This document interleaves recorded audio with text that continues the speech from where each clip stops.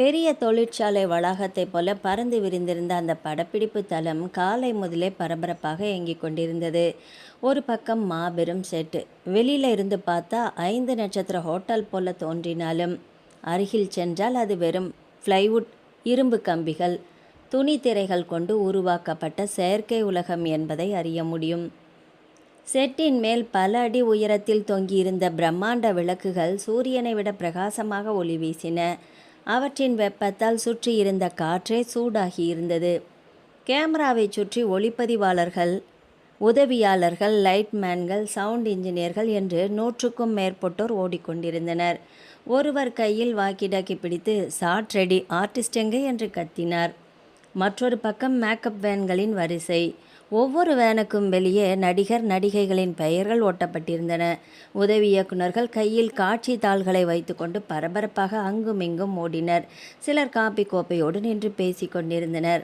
சிலர் அடுத்த காட்சிக்கான பொருட்களை சரிபார்த்து கொண்டிருந்தனர். அனைவரும் பிஸியாக இருந்தாலும் ஒரு விஷயத்துக்காக மட்டும் முழு தளமும் காத்திருந்தது: படத்தின் நாயகன் வருகை. அந்த நேரத்தில் திடீரென்று வெளியிலிருந்து எழுந்த ஆரவாரம் அங்கிருந்த அனைவரின் கவனத்தையும் திருப்பியது. கருப்பு நிற ஆடம்ப கார் ஒன்று மெதுவாக உள்ளே நுழைந்தது. காரின் கதவு திறந்ததும் அங்கிருந்த தொழிலாளர்கள் முதல் உதவி இயக்குநர்கள் வரை தன்னிச்சையாக திரும்பி பார்த்தார்கள். அடுத்த நொடி தமிழ் சினிமாவின் முன்னணி நட்சத்திரமான ஆதித்யா வர்மா காரிலிருந்து இறங்கினார். 2 கிலோமீட்டர் தூரம் வரை ரசிகர்களின் கூட்டம் அலைமோதி கொண்டிருந்தது. ஆதித்யா, ஆதித்யா என்ற கோஷம் காற்றை கிழித்து கொண்டு எழுந்தது. நூற்றுக்கணக்கான மொபைல் ஃபோன்கள் ஒரே நேரத்தில் உயர்ந்தன. 6 அடி உயரம், கருப்பு கூலிங் கிளாஸ், வெள்ளை சட்டை, ஜீன்ஸ். அவனை பார்த்ததும் ரசிகர்கள் கூட்டம் மொண்டியடித்து முன்னால் வர பார்த்தது. பாதுகாப்பு அதிகாரிகள் கூட ரசிகர்களை தடுக்க முடியாமல் திணறினர். ஆதித்யா வழக்கமான புன்னகையோடு கையை உயர்த்தி காட்டினான். அந்த ஒரு அசைவுக்கே ஆயிரக்கணக்கான மக்கள் ஆரவாரம் செய்தனர்.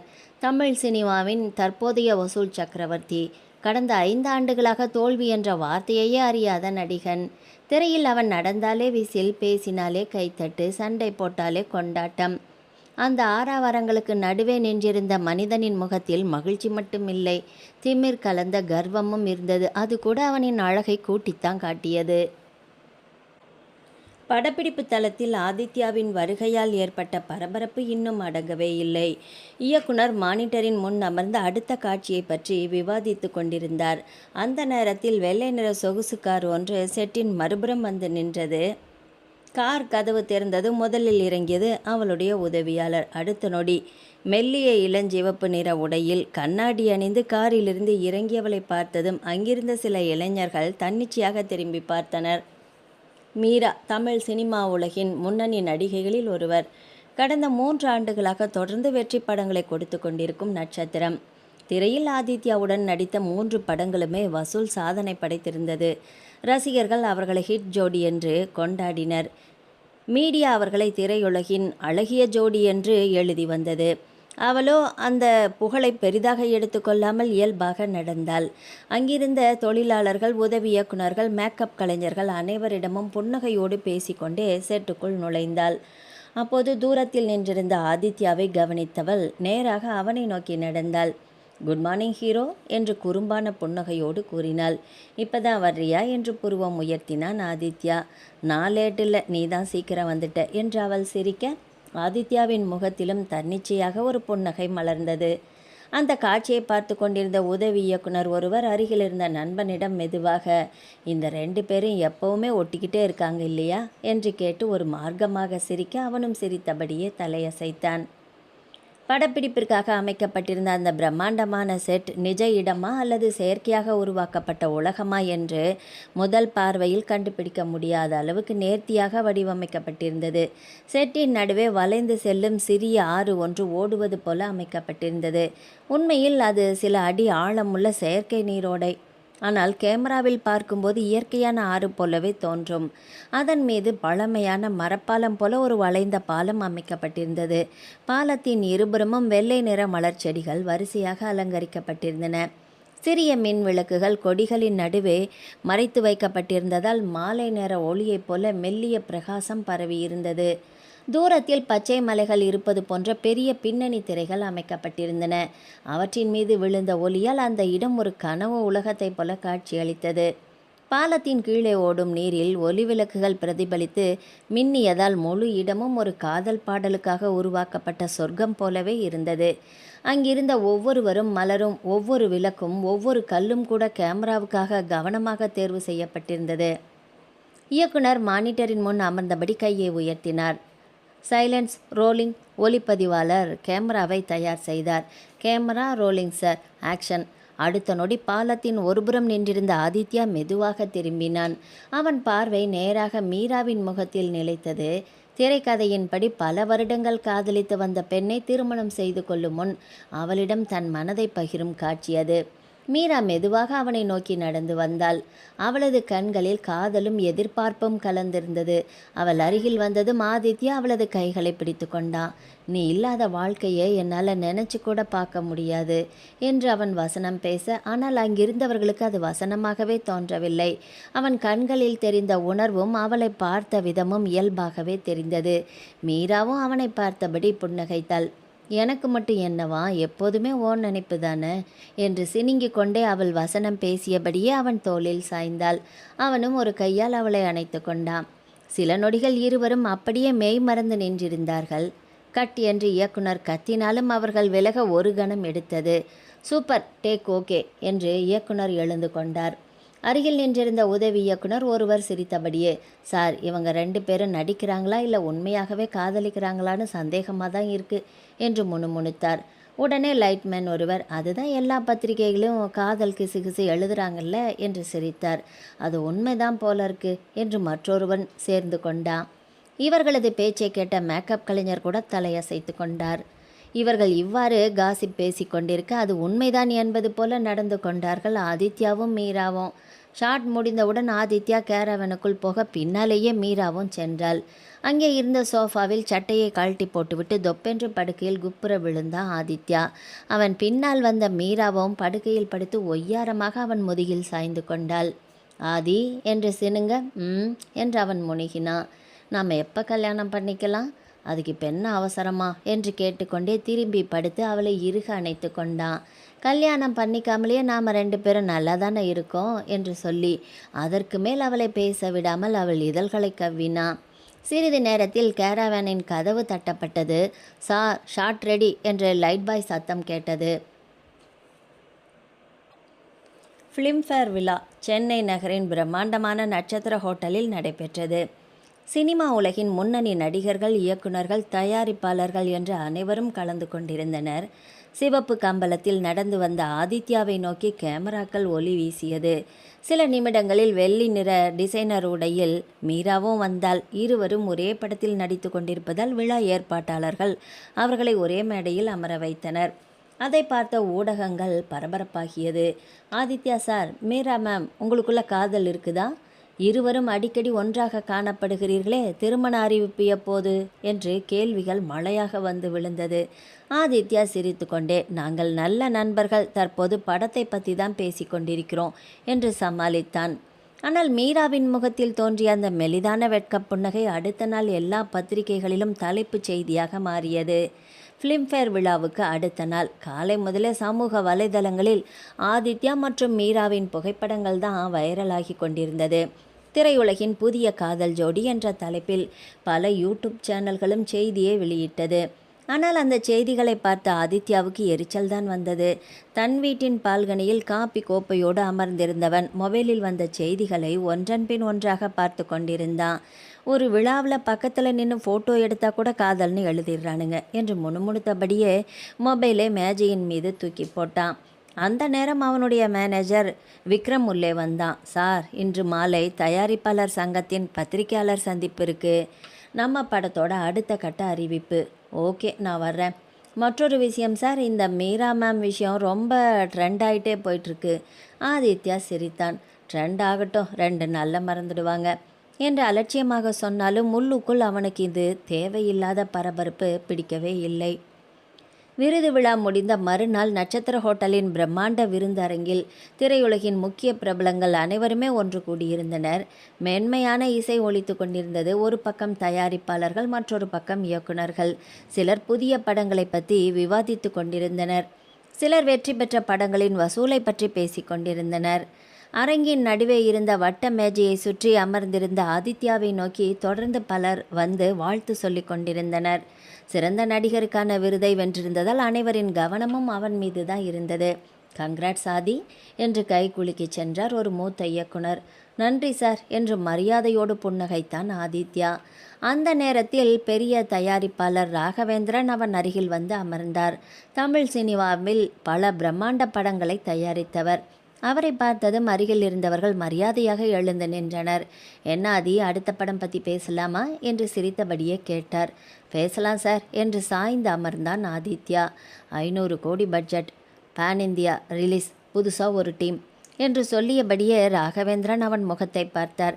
ஆதித்யா அமைதியாக கேட்டுக்கொண்டிருந்தான். கதை ரெடி, டைரக்டர் ரெடி, ஆனா என்று அவர் இடைநிறுத்தினார். ஆனா என்ன சார் என்று புருவம் சுருக்கினான் ஆதித்யா. ராகவேந்திரன் மெதுவாக சிரித்தார். உன் ரசிகர்கள் கேட்குற மாதிரி சீன்களெல்லாம் கம்மி தான். அந்த வார்த்தைகளை கேட்டு அருகில் இருந்த சிலர் சிரித்தனர். ஆதித்யா உதட்டில் ஒரு சிறிய புன்னகையோடு கிளாஸை மேஜை மேல் வைத்தான். என்னை வைத்து படம் எடுக்கிறீங்க, மாஸ் இல்லாமல் எப்படி சார் என்று கேட்டான். அதுதான் நானும் சொன்னேன் ஆதி என்று சிரித்தார் ராகவேந்திரன். ஆனால் அந்த ரைட்டர் ஒத்துக்கவே மாட்டேங்கிறாங்களே. ரைட்டரா என்று முதல் முறையாக ஆர்வத்தோடு கேட்டான் ஆதித்யா. ஆமாம், கதைக்கு தேவையே இல்லாத சீனெல்லாம் வேண்டான்னு பிடிவாதமாக நிற்கிறாங்களே. அருகில் இருந்த இயக்குனர் ஒருவர் சிரித்தார். சார், அந்த அம்மாவை சமாளிக்கிறது ரொம்பவே கஷ்டம். யாருக்காகவும் ஒரு வசனம் கூட மாற்றிக்க மாட்டாங்க என்றார். ஆதித்யாவின் முகத்தில் இருந்த புன்னகை மெதுவாக மறைந்தது. திரையுலகில் அவனுக்காக காட்சிகள் எழுதப்பட்டதுண்டு, கதைகள் மாற்றப்பட்டதுண்டு, கிளைமேக்ஸ் கூட மாற்றப்பட்டதுண்டு. ஆனால் அவனுக்காக ஒரு வசனம் கூட மாற்ற மாட்டேன் என்று சொன்ன நபரை அவன் இதுவரை சந்தித்ததே இல்லை. யார் அந்த ரைட்டர் என்று நேராகவே கேட்டான். அங்கிருந்தவர்கள் ஒருவரை ஒருவர் பார்த்து கொண்டார்கள். பிறகு ராகவேந்திரன் மெதுவாக சிரித்துக்கொண்டே நித்யா என்றார். ஒரு கணம் அந்த பெயர் மட்டும் ஆதித்யாவின் மனதில் எதிரொலித்தது. நாவலாசிரியர் நித்யா இப்போ நம்ம படத்துக்கு வசனம் எழுதுறாங்க என்று ராகவேந்திரன் சொல்ல ஆதித்யா எதுவும் பேசவில்லை. ஆனால் அவனுடைய மனதில் முதல் முறையாக ஒரு கேள்வி எழுந்தது. யார் இந்த நித்யா? அவளுக்கு என்ன அவ்வளவு திமிர்?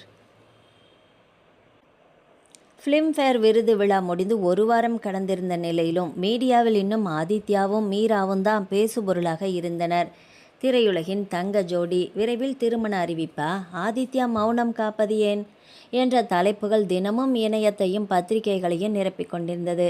ஆனால் அந்த செய்திகளை படிக்கும் ஒவ்வொரு முறையும் மீராவின் மனதில் சந்தோஷத்தோடு சேர்ந்து ஒரு பயமும் உருவாகி கொண்டே இருந்தது.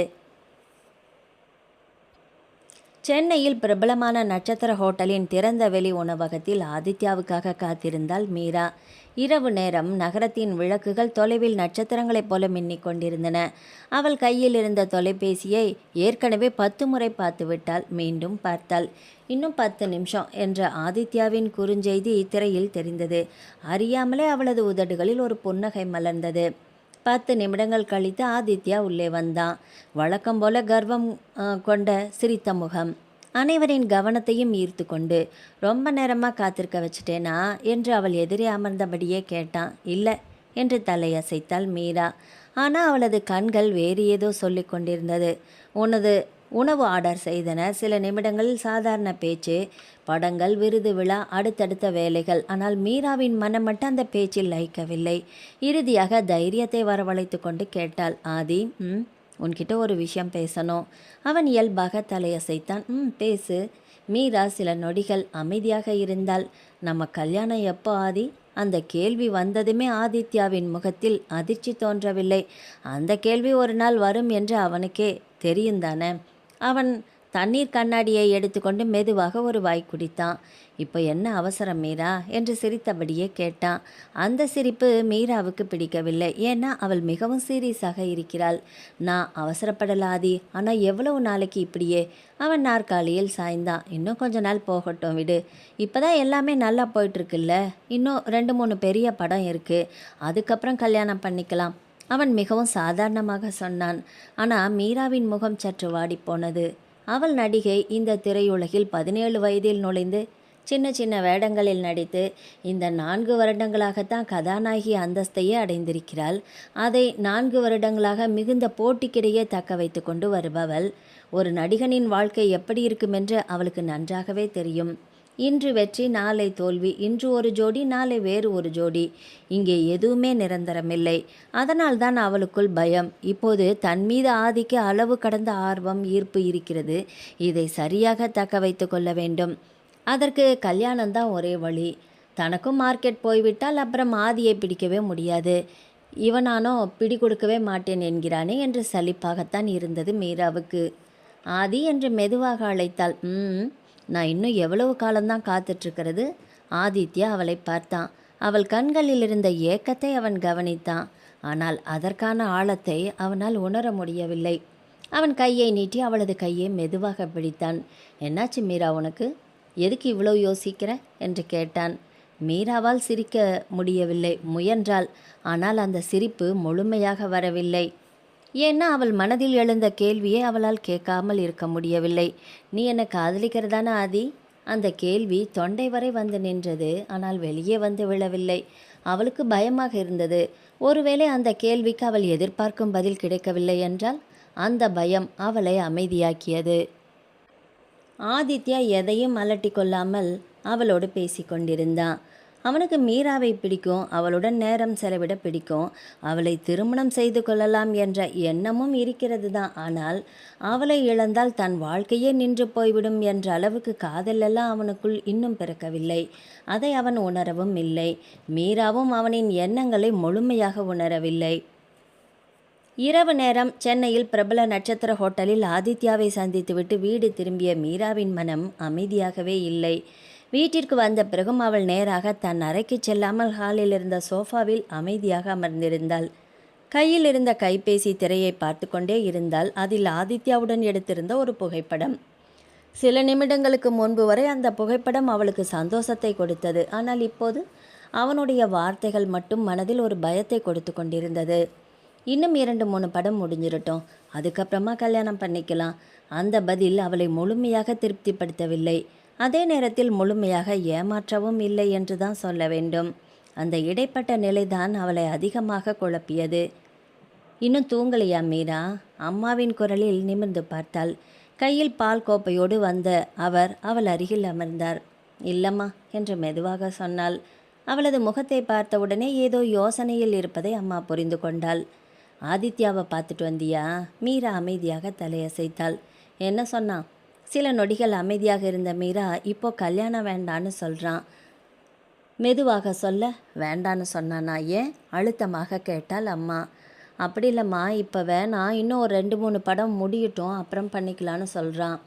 அம்மா சில நொடிகள் அவளை பார்த்து கொண்டே இருக்க, மீரா உண்மையாகவே ஆதித்யாவை காதலிக்கிறியா நீ? அந்த கேள்வி கேட்டது மீரா அதிர்ச்சியோடு தாயை பார்த்தாள். என்னம்மா கேள்வி இது? நான் கேட்டதுக்கு முதல்ல பதில் சொல்லு. சில நொடிகள் அமைதி. பிறகு மெதுவாக ஆமாம்மா என்று சொன்னாள். அவளது குரலில் இருந்த உறுதி தாயின் மனதை தொட்டது.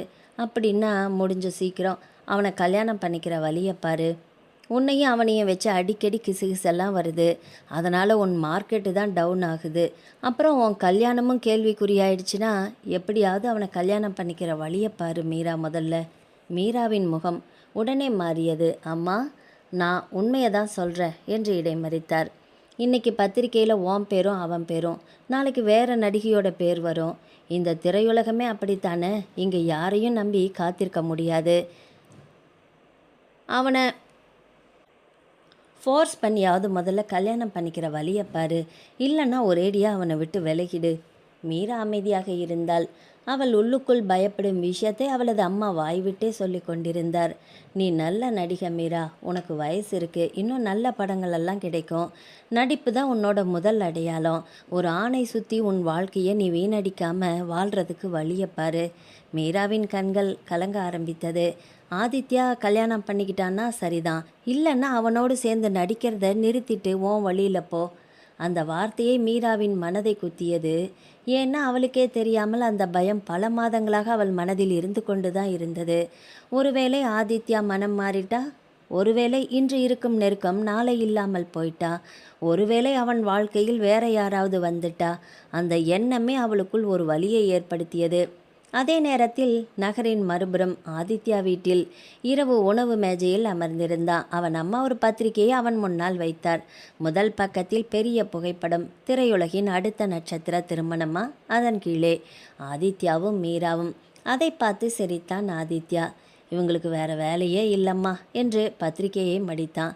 கிசு எழுதுறவங்க எழுதிக்கிட்டு தான் இருப்பாங்க, அதுக்காக பயந்துக்கிட்டு கல்யாணமெல்லாம் பண்ணிக்க முடியுமா? அவன் அம்மா அமைதியாக அவனை பார்த்தார். இங்கே பாராதி, உனக்கு மீராவை பிடிச்சு உண்மையாக கல்யாணம் பண்ணிக்கிற எண்ணம் இருந்தால் பண்ணிக்கோ. ஆதித்யா தண்ணீர் குடித்துவிட்டு சிரித்தான். இப்போ அதை பற்றி எல்லாம் நான் யோசிக்கலம்மா. இன்னும் 2 பெரிய படம் பண்ணணும், அதை முடிச்சுட்டு வேணா பார்க்கலாம். ஆனால் மிகவும் சாதாரணமாக தான் சொன்னான். அவனுக்கே தெரியவில்லை, அவனுக்காக காத்திருக்கும் மீராவின் மனதில் ஒவ்வொரு நாளும் அந்த காத்திருப்புக்கான ஒரு பயம் ஒளிந்து கொண்டிருந்தது. அவனுக்கு அது வெறும் பொழுதுபோக்கு, ஆனால் மீராவுக்கு அது வாழ்க்கையாக தோன்றியது. அந்த இரவு முழுவதும் மீராவுக்கு சரியாக தூக்கமே வரவில்லை. படுக்கையில் படுத்திருந்தாலும் கண்களை மூட முடியவில்லை. அறையின் இருளையே வெறித்தபடி படுத்திருந்தாள். அவளது மனதில் தாயின் வார்த்தைகள் மட்டுமே திரும்ப திரும்ப ஒலித்து கொண்டிருந்தது.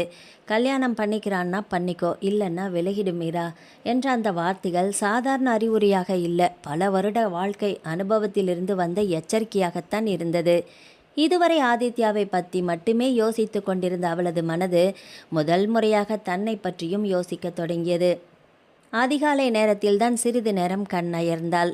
காலை எழுந்த பிறகும் அவளது முகத்தில் சோர்வு தெளிவாக தெரிந்தது. அன்று ஒரு பிரபல நகை நிறுவனத்தின் விளம்பர படப்பிடிப்பு இருந்ததால் நேரத்திற்கு கிளம்ப வேண்டியிருந்தது. மேக்கப் அறையில் அமர்ந்திருந்த போதும் அவளது மனம் வேலையில் முழுமையாக ஒன்றவில்லை. கண்ணாடியில் தன் முகத்தை பார்த்து கொண்டிருந்தவள் எத்தனை வருடங்களாக இந்த துறையில் போராடி இந்த இடத்தை அடைந்திருக்கிறேன் என்று எண்ணினாள். அந்த பயணத்தில் தனது கனவுகளுக்காக வாழ்ந்தவள் கடந்த சில ஆண்டுகளாக ஆதித்யாவை சுற்றியேதான் தன் உலகத்தை அமைத்து கொண்டிருப்பதை உணர்ந்தாள். அந்த நேரத்தில் கைபேசி ஒலித்தது. திரையில் ஆதித்யாவின் பெயர் தெரிந்தது. ஒரு கணம் அவளது இதயம் வேகமாக துடித்தது. ஆனால் அடுத்த நொடியே அமைதியாக திரையை பார்த்தாள். குட் மார்னிங் என்ற ஒரு எளிய செய்திதான். வழக்கமாக இருந்தால் அதை பார்த்தவுடனே புன்னகையுடன் பதில் அனுப்பியிருப்பாள்.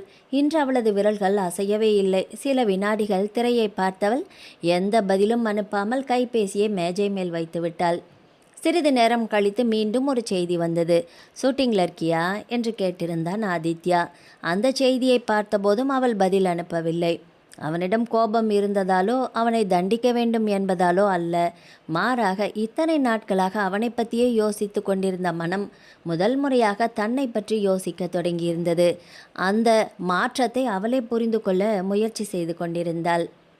மதிய நேரம் படப்பிடிப்பில் சிறிது இடைவெளி கிடைத்திருந்தது. அந்த நேரத்தில் அவளது மேனேஜர் அவசரமாக ஓடி வந்தான். மேம், ஒரு பெரிய பேனர் படம், புதிய இயக்குனர் உங்களிடம் கால் ஷீட் கேட்டிருக்காங்க என்றான் உற்சாகமாக. வழக்கமாக இருந்தால் மீராவின் முதல் கேள்வி ஹீரோ யாரு என்பதாக இருக்கும். ஆனால் இன்று அவள் அமைதியாக அவனை பார்த்து கதை நல்லா இருக்கா என்று கேட்டாள். மேனேஜரே ஒரு கணம் ஆச்சரியமாக அவளை பார்த்தான். ரொம்ப நல்ல கதைன்னு சொல்கிறாங்க மேம் என்றான் அவன். அப்படின்னா முழுசாக கேட்டு பார்ப்போம் என்று அமைதியாக பதில் சொன்னாள் மீரா. அந்த பதில் அவளுக்கே புதிதாக இருந்தது. இத்தனை நாட்களாக ஆதித்யாவின் கால் சீட், ஆதித்யாவின் படம், ஆதித்யாவின் திட்டம் என்று அவனை சுற்றியே யோசித்து கொண்டிருந்த மனம் இன்று முதல் முறையாக தனது எதிர்காலத்தை பற்றியும் சிந்திக்க தொடங்கியிருந்தது. அதே நேரத்தில் நகரின் மறுபுறம் இருந்த தனியார் ஜிம்மில் ஒர்க் அவுட் முடித்து கொண்டு வெளியில் வந்தான் ஆதித்யா. வழக்கம் போல வியர்வையை துடைத்து கொண்ட கைபேசியை எடுத்து பார்த்தான். மீராவிடமிருந்து எந்த பதிலுமே இல்லை. புருவம் சற்று சுருங்கியது. மீண்டும் ஒரு செய்தி அனுப்பினான். என்னாச்சு என்று. அந்த செய்தியும் அனுப்பப்பட்டு நீண்ட நேரம் ஆகிவிட்டது. ஆனால் மறுமுனையிலிருந்து பதில் வரவில்லை. சில நொடிகள் கைபேசியை பார்த்து கொண்டிருந்தவன் அலட்சியமாக சிரித்தான். ஷூட்டிங்கில் பிஸியாக இருப்பா என்று நினைத்து கைபேசியை வைத்து விட்டான். உண்மையில் அவன் அதை பெரிதாக எடுத்துக்கொள்ளவே இல்லை. ஏனென்றால் மீரா எப்போதுமே அவனது வாழ்க்கையில் இருப்பாள் என்ற ஒரு நம்பிக்கை அவனுக்குள் இருந்தது. அவள் எங்கும் போக மாட்டாள், அவள் காத்திருப்பாள், அவள் புரிந்து கொள்வாள். அந்த நம்பிக்கை அவனுக்கு பழக்கமாகி போன ஒன்று. மாலை நேரம் கடந்தது. இரவு ஆனது. படப்பிடிப்பு முடிந்து வீட்டிற்கு வந்த மீரா அன்று முழுவதுமே ஆதித்யாவுக்கு பதில் அனுப்பவே இல்லை. கைபேசியில் வந்திருந்த அவனது செய்திகளை பார்த்தால், ஆனால் பதில் எழுத தோன்றவே இல்லை. அவனிடமிருந்து விலக வேண்டும் என்று முடிவு செய்தும் இல்லை. ஆனால் அவனை மட்டும் மையமாக வைத்து வாழ்ந்த தனது உலகத்தை சற்று தள்ளி வைத்து பார்க்க வேண்டும் என்ற எண்ணம் மட்டும் அவளுக்குள் உறுதியாக உருவாகி கொண்டிருந்தது. அதே நேரத்தில் இரவு படுக்கச் செல்லும் முன் மீண்டும் கைபேசியை எடுத்து பார்த்தான் ஆதித்யா. இன்னும் எந்த பதிலும் இல்லை. இம்முறை அவனது மனதில் சிறிய எரிச்சல் தோன்றியது. என்னாச்சு இவளுக்கு என்று தனக்குள் முணுமுணுத்தான். காரணமே இல்லாமல் அந்த அமைதி அவனை சற்று சங்கடப்படுத்தியது. ஆனால் அது ஏன் என்று அவனுக்குமே புரியவில்லை. அவனுக்கு தெரியவில்லை. இத்தனை நாட்களாக அவனுக்காக காத்திருந்த மீரா முதல் முறையாக காத்திருப்பை நிறுத்தலாமா என்று யோசிக்க தொடங்கியிருந்தாள். அந்த மாற்றம் இன்னும் சிறியதாக இருந்தாலும் அது அவர்களுடைய உறவின் எதிர்காலத்தை மெதுவாக மாற்றத் தொடங்கிய முதல் அசைவாக இருந்தது. 2 நாட்கள் கடந்திருந்தன. அந்த 2 நாட்களிலும் மீராவின் நடத்தையில் ஏற்பட்ட சிறிய மாற்றம் ஆதித்யாவின் கவனத்திற்கு வராமல் போகவில்லை. முன்பெல்லாம் காலை வணக்கம் சொல்லும் செய்தி அவளிடமிருந்து வந்திருக்கும். படப்பிடிப்பு தளத்திற்கு வந்ததும் முதலில் அவனை தேடி பார்ப்பாள். இடைவேளைகளில் ஏதாவது காரணம் சொல்லி அவன் அருகே வந்து அமர்ந்து பேசுவாள். ஆனால் கடந்த 2 நாட்களாக அவளிடம் அந்த பழக்கம் குறைந்து கொண்டே இருந்தது. பேசினால், சிரித்தால், வேலை செய்தாள். ஆனால் அந்த நெருக்கம் மட்டும் எங்கோ மறைந்து போயிருந்தது. அன்று ஒரு பாடல் காட்சி படமாக்கப்பட்டு கொண்டிருந்தது. செட்டில் நூற்றுக்கணக்கான நடன கலைஞர்கள், ஒளிப்பதிவாளர்கள், உதவி இயக்குநர்கள் என்று பரபரப்பாக இருந்தார்கள். காட்சி முடிந்ததும் இயக்குனர் இடைவேளை அறிவித்தார். வழக்கமாக அப்படிப்பட்ட நேரங்களில் மீரா வந்து அவனுடன் காப்பி குடிப்பாள். ஆனால் இன்று காட்சி முடிந்ததும் நேராக தன் கேரவனுக்குள் சென்று விட்டாள். அதை கவனித்த ஆதித்யா சில நொடிகள் அவள் சென்ற திசையையே பார்த்து கொண்டிருந்தான். என்னடா பார்க்குற என்று சிரித்தபடியே கேட்டான் அவனது நண்பனும் மேனேஜருமான விக்ரம். ஒன்றுமில்லை என்று சாதாரணமாக சொன்னான் ஆதித்யா. ஆனால் அவன் பார்வை மீண்டும் ஒரு முறை மீராவின் கேரவனை நோக்கி சென்றது. அவனுக்கே புரியவில்லை அவள் விலகி நிற்பது ஏன் அவனை எரிச்சல் அடைய செய்கிறது என்று. அதற்கான பதில் அவனிடமும் இல்லை. இருந்தாலும் அந்த மாற்றம் அவனுக்கு பிடிக்கவும் இல்லை.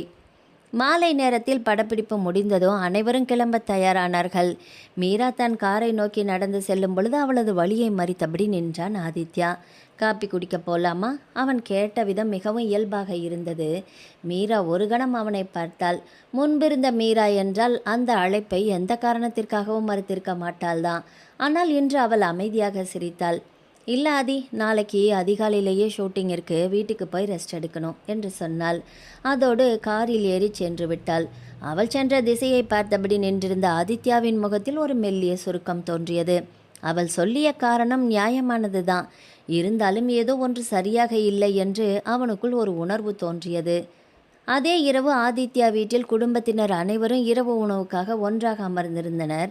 அந்த நேரத்தில் அவனது தந்தை மேஜையின் மீது ஒரு அழைப்பிதழை வைத்தார். இது என்ன என்று கேட்டான் ஆதித்யா. உன் அடுத்த படத்தோட பூஜை அழைப்பிதழ் என்று சொன்னார். ஆதித்யா அதை எடுத்து பார்த்தா பிரம்மாண்டமான தயாரிப்பு நிறுவனம், பெரிய பட்ஜெட், புதிய இயக்குனர், புதிய கூட்டணி. அந்த படம் பற்றிய பேச்சுகள் ஏற்கனவே திரையுலகில் ஆரம்பமாகி இருந்தது.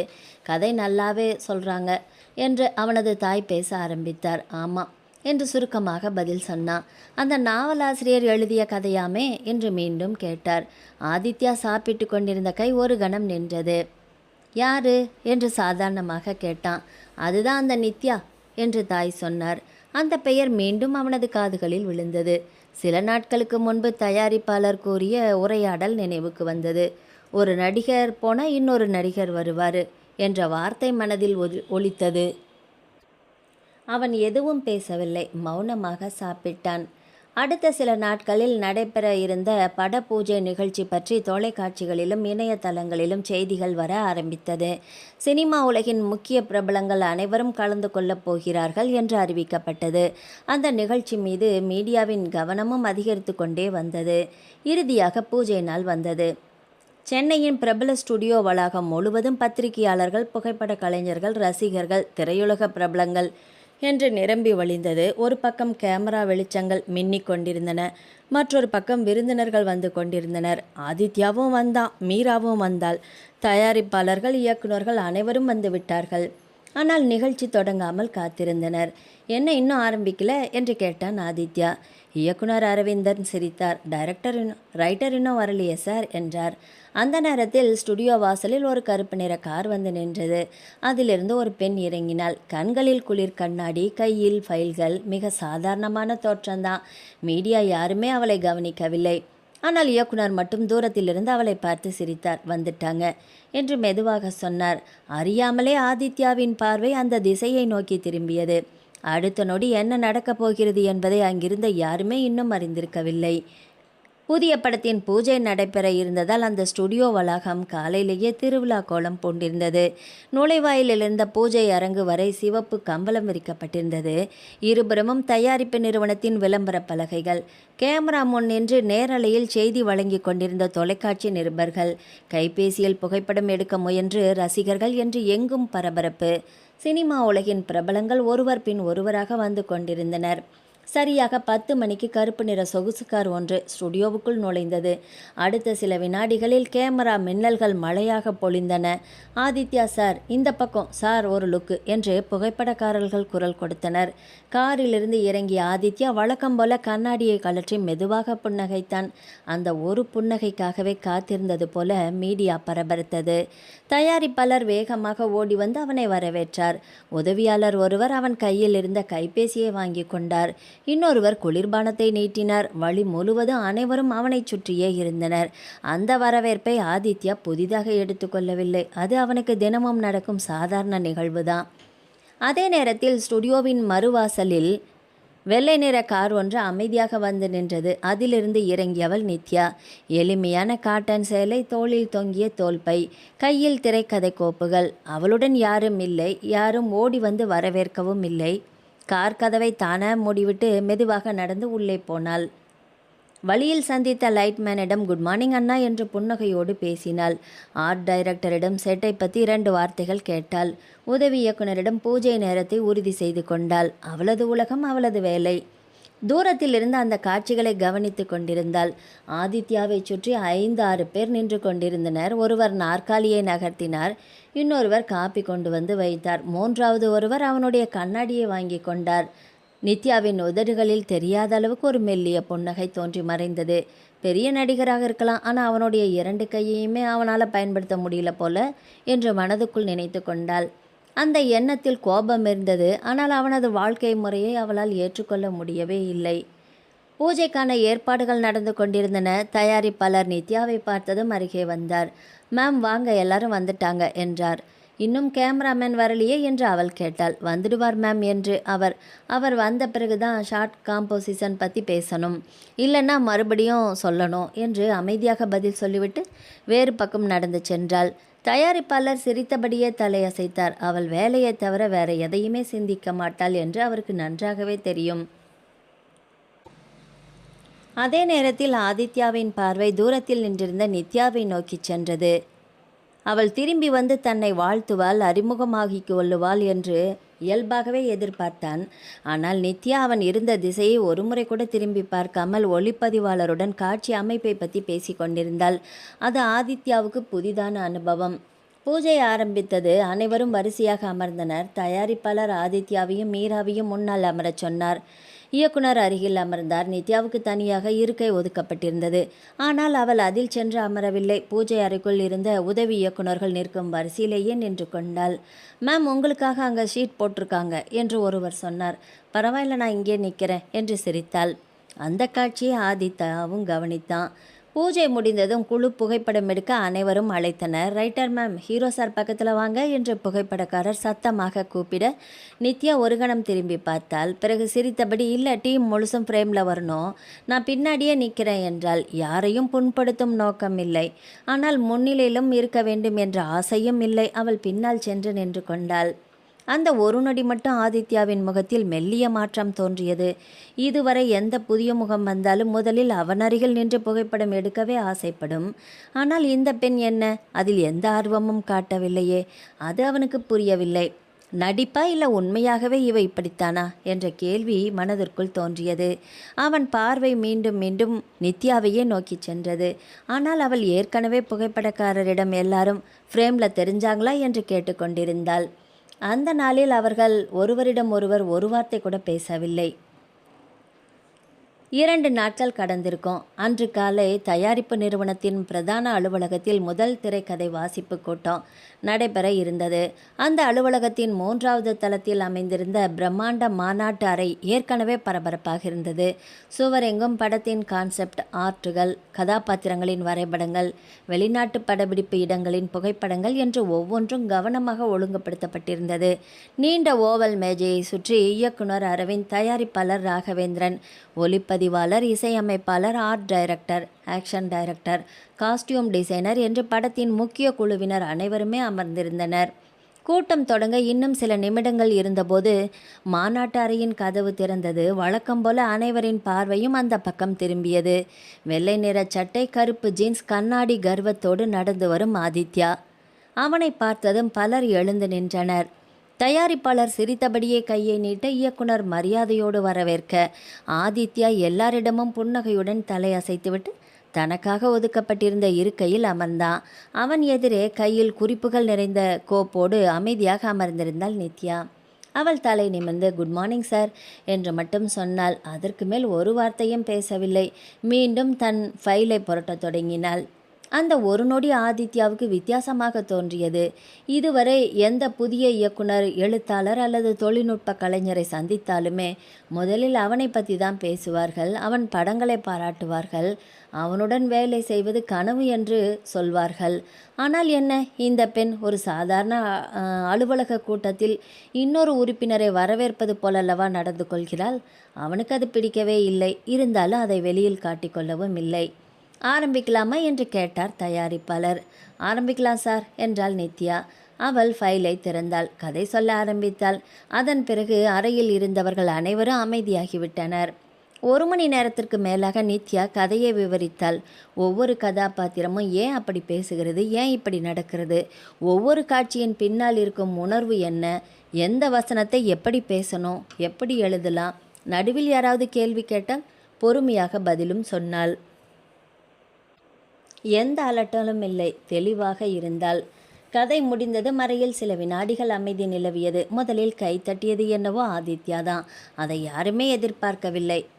நித்யா கூட ஒரு கணம் திகைத்து போய் அவனை பார்த்தாள். கதை நல்லா இருக்கு என்றான் ஆதித்யா. அந்த வார்த்தையை கேட்டதும் தயாரிப்பாளருக்கு நிம்மதி மூச்சு வந்தது. இயக்குனரின் முகத்திலும் நிம்மதி. தேங்க்யூ சார் என்று மட்டும் சொன்னாள் நித்யா.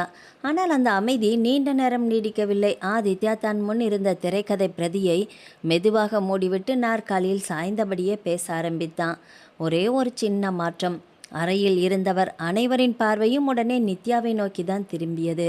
அவள் அவசரப்படவே இல்லை. சொல்லுங்க சார், என்னன்னு அமைதியாக தான் கேட்டா. கிளைமேக்ஸில் ஹீரோ பேசுகிற கடைசி வசனம் என்று சொல்லிவிட்டு சில நொடிகள் நின்றான் ஆதித்யா. இன்னும் கொஞ்சம் பவர்ஃபுல்லாக இருந்தால் நல்லாயிருக்கும். எந்த விதத்தில் என்று கேட்டாள் நித்யா. அந்த கேள்வியில் எதிர்ப்பு இல்லை. விளக்கம் கேட்கும் தொழில்முறை அணுகுமுறை மட்டுமே இருந்தது. ஆதித்யா தன் கருத்தை விரிவாக சொன்னான். இந்த படத்துக்கு ரசிகர்கள் பெரிய எதிர்பார்ப்போடு வருவாங்க. இது ஆதியோட படம். கடைசி 5 நிமிஷம் தியேட்டரே அதிரணும், மக்கள் விசில் அடிக்கணும். அந்த உணர்வுக்கு இந்த வசனம் கொஞ்சம் ஸ்ட்ராங்காக இருந்தால் நல்லாயிருக்கும். நித்யா சில வினாடிகள் அவனை பார்த்து கொண்டிருந்தவள் பிறகு மெதுவாக ஃபைலை மூடிவிட்டு பேச ஆரம்பித்தாள். உங்கள் பார்வை தப்பில்லை தான் சார். அந்த ஒரு வரியிலேயே அறையில் இருந்த பலரின் முகத்திலும் நிம்மதி. ஆனால் அவள் அடுத்ததாக சொன்ன நிம்மதியை பொசுக்கியது. ஆனால் இந்த கதையோட கரு அப்படி இல்லையே. ஆதித்யாவின் புருவம் லேசாக உயர்ந்தது. நித்யா தொடர்ந்தாள். இந்த கதையில் ஹீரோ ஜெயிக்கிறதால மக்கள் கைத்தட்டக்கூடாது. அவன் மனிதனாக ஜெயிக்கிறதுனால தான் கைத்தட்டணும். அந்த வித்தியாசம் இந்த ஒரு வசனத்தில் இருக்குது. அறையில் இருந்து யாருமே பேசவில்லை. இயக்குனர் அரவிந்த் கூட தலையை குனிந்து குறிப்புகளை பார்த்து கொண்டே நின்றார். ஆதித்யா அவளை நேராக பார்த்தான். அவளும் பார்வையை தாழ்த்தவில்லை, தயங்கவும் இல்லை. அவள் தன் கருத்தை மட்டுமே சொன்னாள். ஆதித்யா மெதுவாக திரைக்கதையை எடுத்தான். எதுவும் பேசாமல் எழுந்து கொண்டான். ஸ்கிரிப்டை நான் எடுத்துகிட்டு போகிறேன் என்று மட்டும் சொல்லிவிட்டு கதவை நோக்கி நடந்தான். கதவின் அருகே சென்றவன் ஒரு கணம் நின்று திரும்பி, இந்த கதையை நான் முழுசாக படிச்சுட்டு வர்றேன் என்று சொல்லிவிட்டு வெளியேறிவிட்டான். கதவு மூடிய சத்தம் கேட்டதும் அறையில் இருந்தவர்களுக்கு பெருமூச்சு வந்தது. நித்யா மட்டும் அமைதியாக தன் ஃபைல்களை ஒழுங்குபடுத்தி கொண்டிருந்தாள். அவளுக்கு தெரியாது அந்த அறையை விட்டு வெளியேறிய ஆதித்யாவின் மனம் கோபத்தில் கொந்தளித்து கொண்டிருக்கிறது என்று. என்ன திமிர் அவளுக்கு! என் கருத்தை மறுத்து பேசுகிறாளா என்ற எண்ணம் தான் அப்பொழுது ஓடியது. திரைக்கதை வாசிப்பு கூட்டம் முடிந்து அனைவருமே மெதுவாக மாநாட்டு அறையை விட்டு வெளியேறி கொண்டிருந்தனர். தயாரிப்பாளர் ராகவேந்திரன் இயக்குனரிடம் அடுத்த கட்ட பணிகளை பற்றி பேசி கொண்டிருந்தார். ஒளிப்பதிவாளர் ஏற்கனவே லொகேஷன் புகைப்படங்களை எடுத்துக்கொண்டு ஆர்ட் டைரக்டருடன் விவாதத்தில் ஈடுபட்டிருந்தார். அந்த அறையில் சில நிமிடங்களுக்கு முன் நிலவிய அமைதியான பதற்றம் இப்போது காணாமல் போயிருந்தாலும் அந்த கூட்டத்தில் பேசப்பட்ட சில வார்த்தைகள் மட்டும் சில மனங்களில் இன்னும் எதிரொலித்து கொண்டுதான் இருந்தது. ஆதித்யா அலுவலகத்தை விட்டு வெளியே வந்தபோதும் அவன் முகத்தில் எந்த மாற்றமும் தெரியவில்லை. வழக்கம் போல ரசிகர்களுக்காக கையசைத்தான். புகைப்பட கலைஞர்களை நோக்கி புன்னகைத்தான். காரில் ஏறி அமர்ந்ததும் அந்த புன்னகை துணி போட்டு துடைத்தது போல மறைந்தது. கார் நகர ஆரம்பித்த பிறகும் அவன் எதுவுமே பேசவில்லை. ஓட்டுநர் கூட அவன் அமைதியை கவனித்தான். அருகில் அமர்ந்திருந்த விக்ரம் 2-3 முறை பேசத் தொடங்கி மீண்டும் அமைதியாகிவிட்டான். ஆதித்யாவின் மனம் வேறு எங்கோ இருந்தது. சில நிமிடங்கள் கழித்து விக்ரமே அமைதியை உடைத்தான். சார், கதை எப்படி இருந்துச்சு? ஜன்னல் வழியாக வெளியே பார்த்து கொண்டிருந்த ஆதித்யா மெதுவாக திரும்பினான். கதை நல்லா இருக்கு என்றான். அப்புறம் தயக்கத்தோடு கேட்டான் விக்ரம். ஆதித்யா சிரித்தான். ரைட்டருக்கு தன்னோட கதை மேலே ரொம்ப நம்பிக்கை போல. அந்த சிரிப்பில் பாராட்டு இருந்ததா இல்லை எரிச்சல் இருந்ததா? விக்ரமால் புரிந்து கொள்ளவே முடியவில்லை. வீட்டிற்கு வந்தவுடன் குளித்துவிட்டு தன் அறைக்குள் சென்றான் ஆதித்யா. மேஜையின் மீது இருந்த திரைக்கதையை எடுத்தான். காலை கூட்டத்தில் கேட்ட கதையையே மீண்டும் படிக்க ஆரம்பித்தான். இந்த முறை நடிகனாக இல்லை, ஒரு வாசகனாக படிக்க முயன்றான். ஒரு காட்சியை படித்தான். அடுத்த பக்கத்தை புரட்டினான். சில இடங்களில் நின்று மீண்டும் மீண்டும் படித்தான். சில வசனங்களை 2 முறை வாசித்தும் பார்த்தான். இந்த சீன் நல்லா இருக்கு என்று மனதிற்குள் தோன்றிய அடுத்த நொடியே ஆனால் கிளைமேக்ஸ் இன்னும் பவர்ஃபுல்லாக இருக்கணுமில்ல என்று தன்னையே சமாதானப்படுத்தி கொண்டான். அவனுக்குள் 2 ஆதித்யாக்கள் பிரிந்து விவாதித்து கொண்டார்கள். அதே நேரத்தில் மீரா தன் வீட்டில் மாடிப்படியில் அமர்ந்து மாலை காற்றை ரசித்து கொண்டிருந்தாள். அந்த நாள் படப்பிடிப்பு முடிந்த பிறகு ஆதித்யாவை அழைக்கலாமா வேண்டாமா என்று பலமுறை யோசித்தாள். இறுதியில் அவளே அழைத்தாள். சில ரிங்குகளுக்கு பிறகு ஆதித்யா அழைப்பை ஏற்றான். ஹலோ ஆதி, ஸ்கிரிப்ட் படிச்சிங்களா என்று கேட்டாள். என்றான் சுருக்கமாக. எப்படி இருக்கு என்று ஆர்வமாக கேட்டாள். சில நொடிகள் அமைதியாக இருந்தவன் கொஞ்சம் வித்தியாசமாக தான் இருக்கு என்றான். நல்ல ரைட்டர்னு எல்லாரும் சொல்கிறாங்களே என்றாள் மீரா. பாப்போம் என்று ஒற்றை வார்த்தையோடு அந்த பேச்சை முடித்து விட்டான். அதே நேரத்தில் இயக்குனர் அரவிந்தன் அலுவலகத்தில் நித்யா இன்னும் அமர்ந்திருந்தாள். அடுத்த கட்ட வேலைகளை பற்றி இருவரும் பேசி கொண்டிருந்தனர். இன்றைக்கு கொஞ்சம் டென்ஷனாக இருந்து போச்சு மேம் என்று சிரித்தார் அரவிந்தர். நித்யாவும் மெதுவாக புன்னகைத்தாள். அவருக்கு கோபம் வந்திருக்குமில்ல என்று இயல்பாக கேட்டாள். கோபமானு தெரியல, ஆனால் அமைதியாக போனாரே என்றார் இயக்குனர்.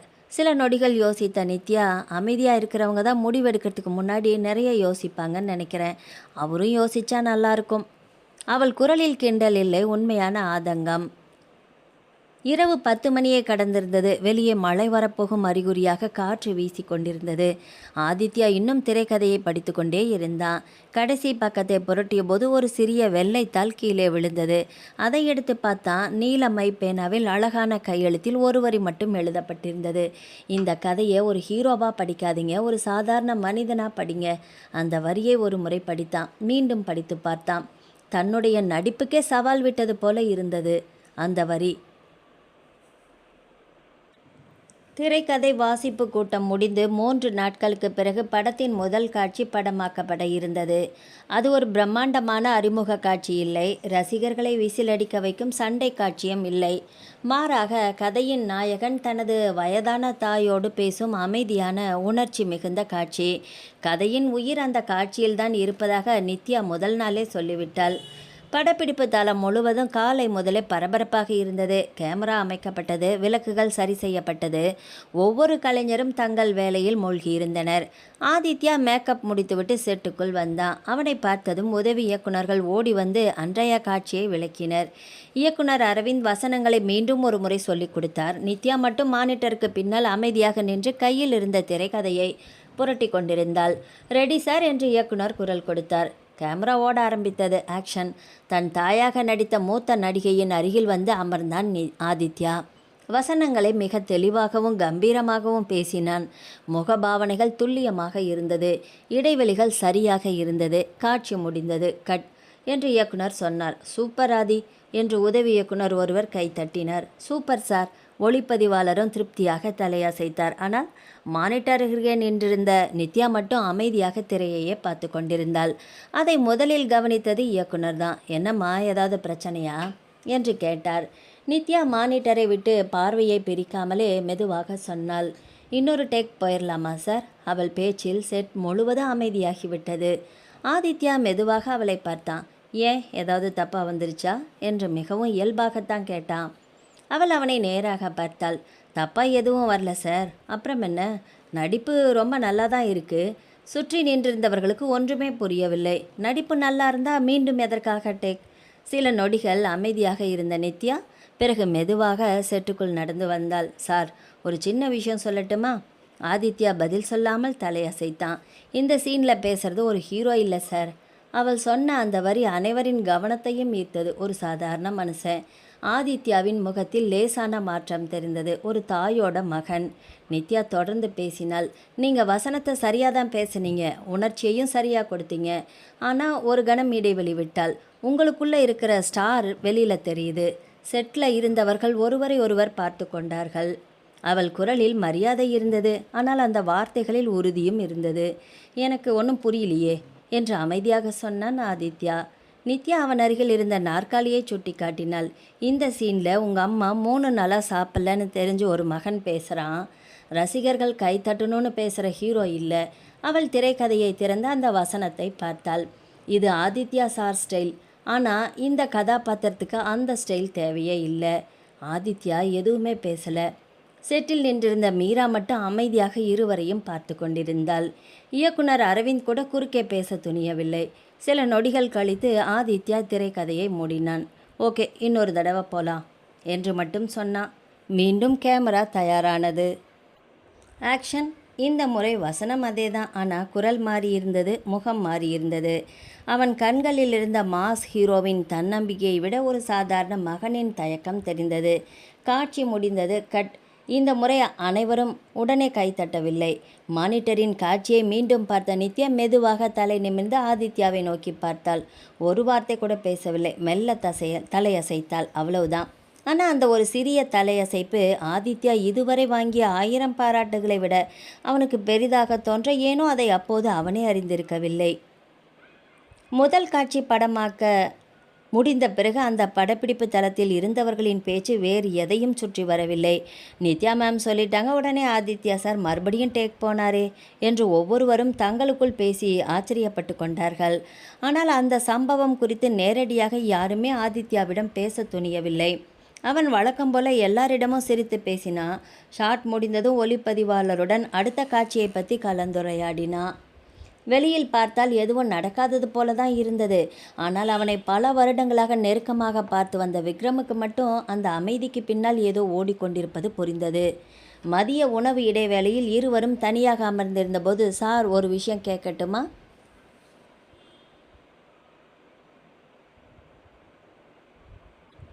மதிய உணவு இடைவேளையில் இருவரும் தனியாக அமர்ந்திருந்தபோது, சார், ஒரு விஷயம் கேட்கட்டுமா என்று தயக்கத்தோடு கேட்டான். ஆதித்யா தலையை உயர்த்தி பார்த்தான். கேளு என்றான். நீங்கள் இன்னொரு டேக் போனது அவங்க சொன்னதுக்காகத்தானே என்றான் விக்ரம். ஆதித்யா ஒரு நொடி சிரித்தான். இல்லை என்று சொன்னவன் சாப்பிடத் தொடங்கினான். விக்ரம் குழப்பத்தோடு பார்த்து கொண்டிருக்க, அந்த சீன் இன்னும் நல்லா வரலன்னு எனக்கே தோணுச்சு என்று மட்டும் சொல்லிவிட்டு பேச்சை அத்தோடு முடித்து கொண்டான். அந்த நேரத்தில் செட்டின் மறுபக்கத்தில் நித்யா இயக்குனர் அரவிந்தோடு அடுத்த நாள் காட்சிகளை பற்றி பேசி கொண்டிருந்தாள். நாளைக்கு சண்டை காட்சி இருக்குதுமா என்றார் அரவிந்த். ஆமாம் சார், ஆனால் அந்த சண்டைக்கு முன்னாடி வர்ற 2 நிமிஷம்தான் முக்கியம். கோபத்தில் அடிக்கிற ஹீரோவை எல்லாருமே காட்டுவாங்க. ஆனால் மனசு உடஞ்ச பிறகு அடிக்கிற மனிதனை மட்டும் காட்டுங்க. அப்போது தான் அந்த சண்டைக்கு அர்த்தம் வரும் என்றாள் நித்யா. இயக்குனர் அவள் சொன்னதை குறிப்பேட்டில் எழுதி கொண்டார். அதை தூரத்திலிருந்து கவனித்த ஆதித்யா அவள் நடிகர்களிடம் பேசும் விதமும் இயக்குனரிடம் பேசும் விதமும் ஒன்றுதான் என்பதை முதல் முறையாக உணர்ந்தான். மாலை நேரத்தில் மீராவின் காட்சி எடுக்கப்பட்டது. வழக்கம் போல சிறப்பாக தான் நடித்தாள்.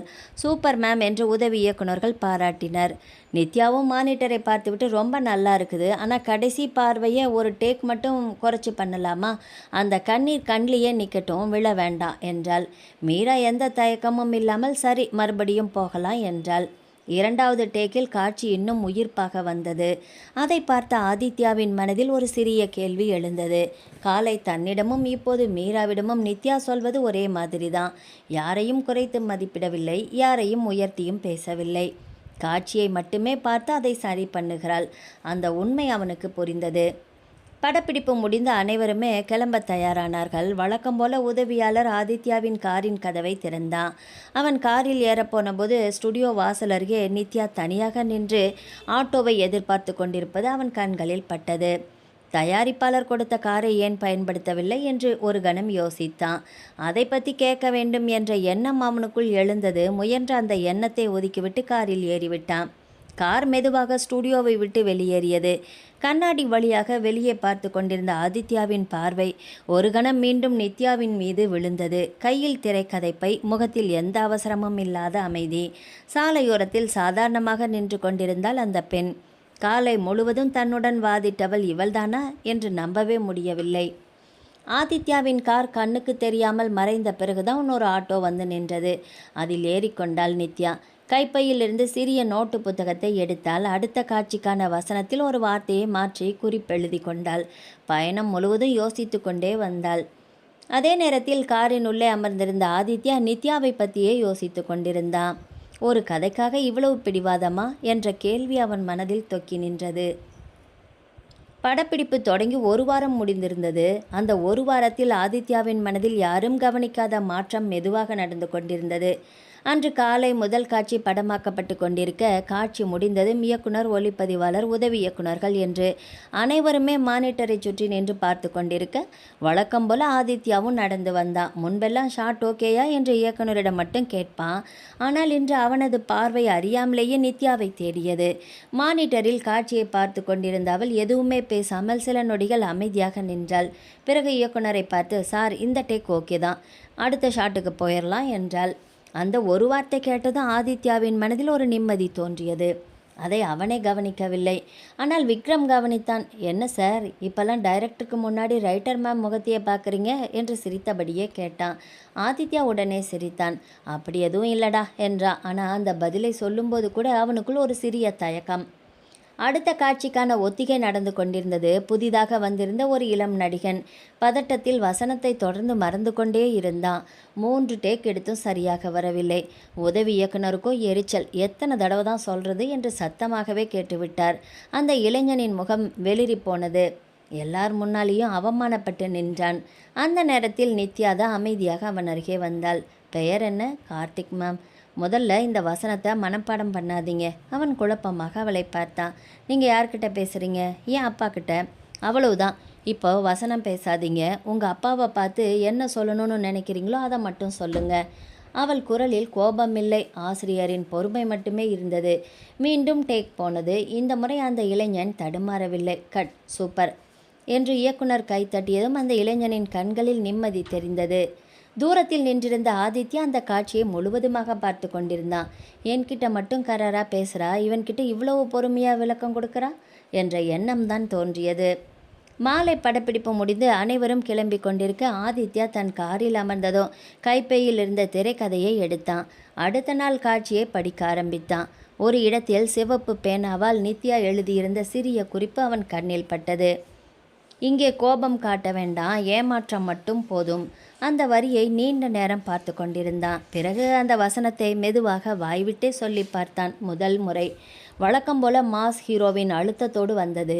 மீண்டும் படித்தான். இந்த முறை குரலை குறைத்தான். முகத்திலிருந்த கோபத்தை அடக்கினான். வசனம் முடிந்ததும் சில வினாடிகள் காருக்குள் அமைதி நிலவியது.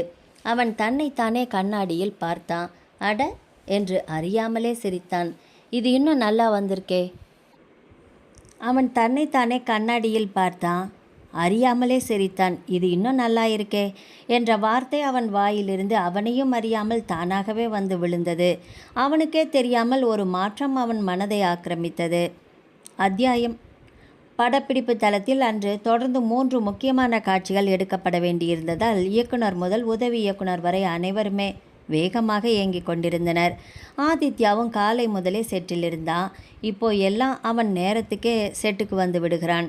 மேக்கப் முடிந்தவுடன் வழக்கம் போல தன் கேரவனுக்குள் சென்று ஓய்வெடுக்காமல் நேராக மானிட்டர் அருகே வந்து நின்று விடுகிறான்.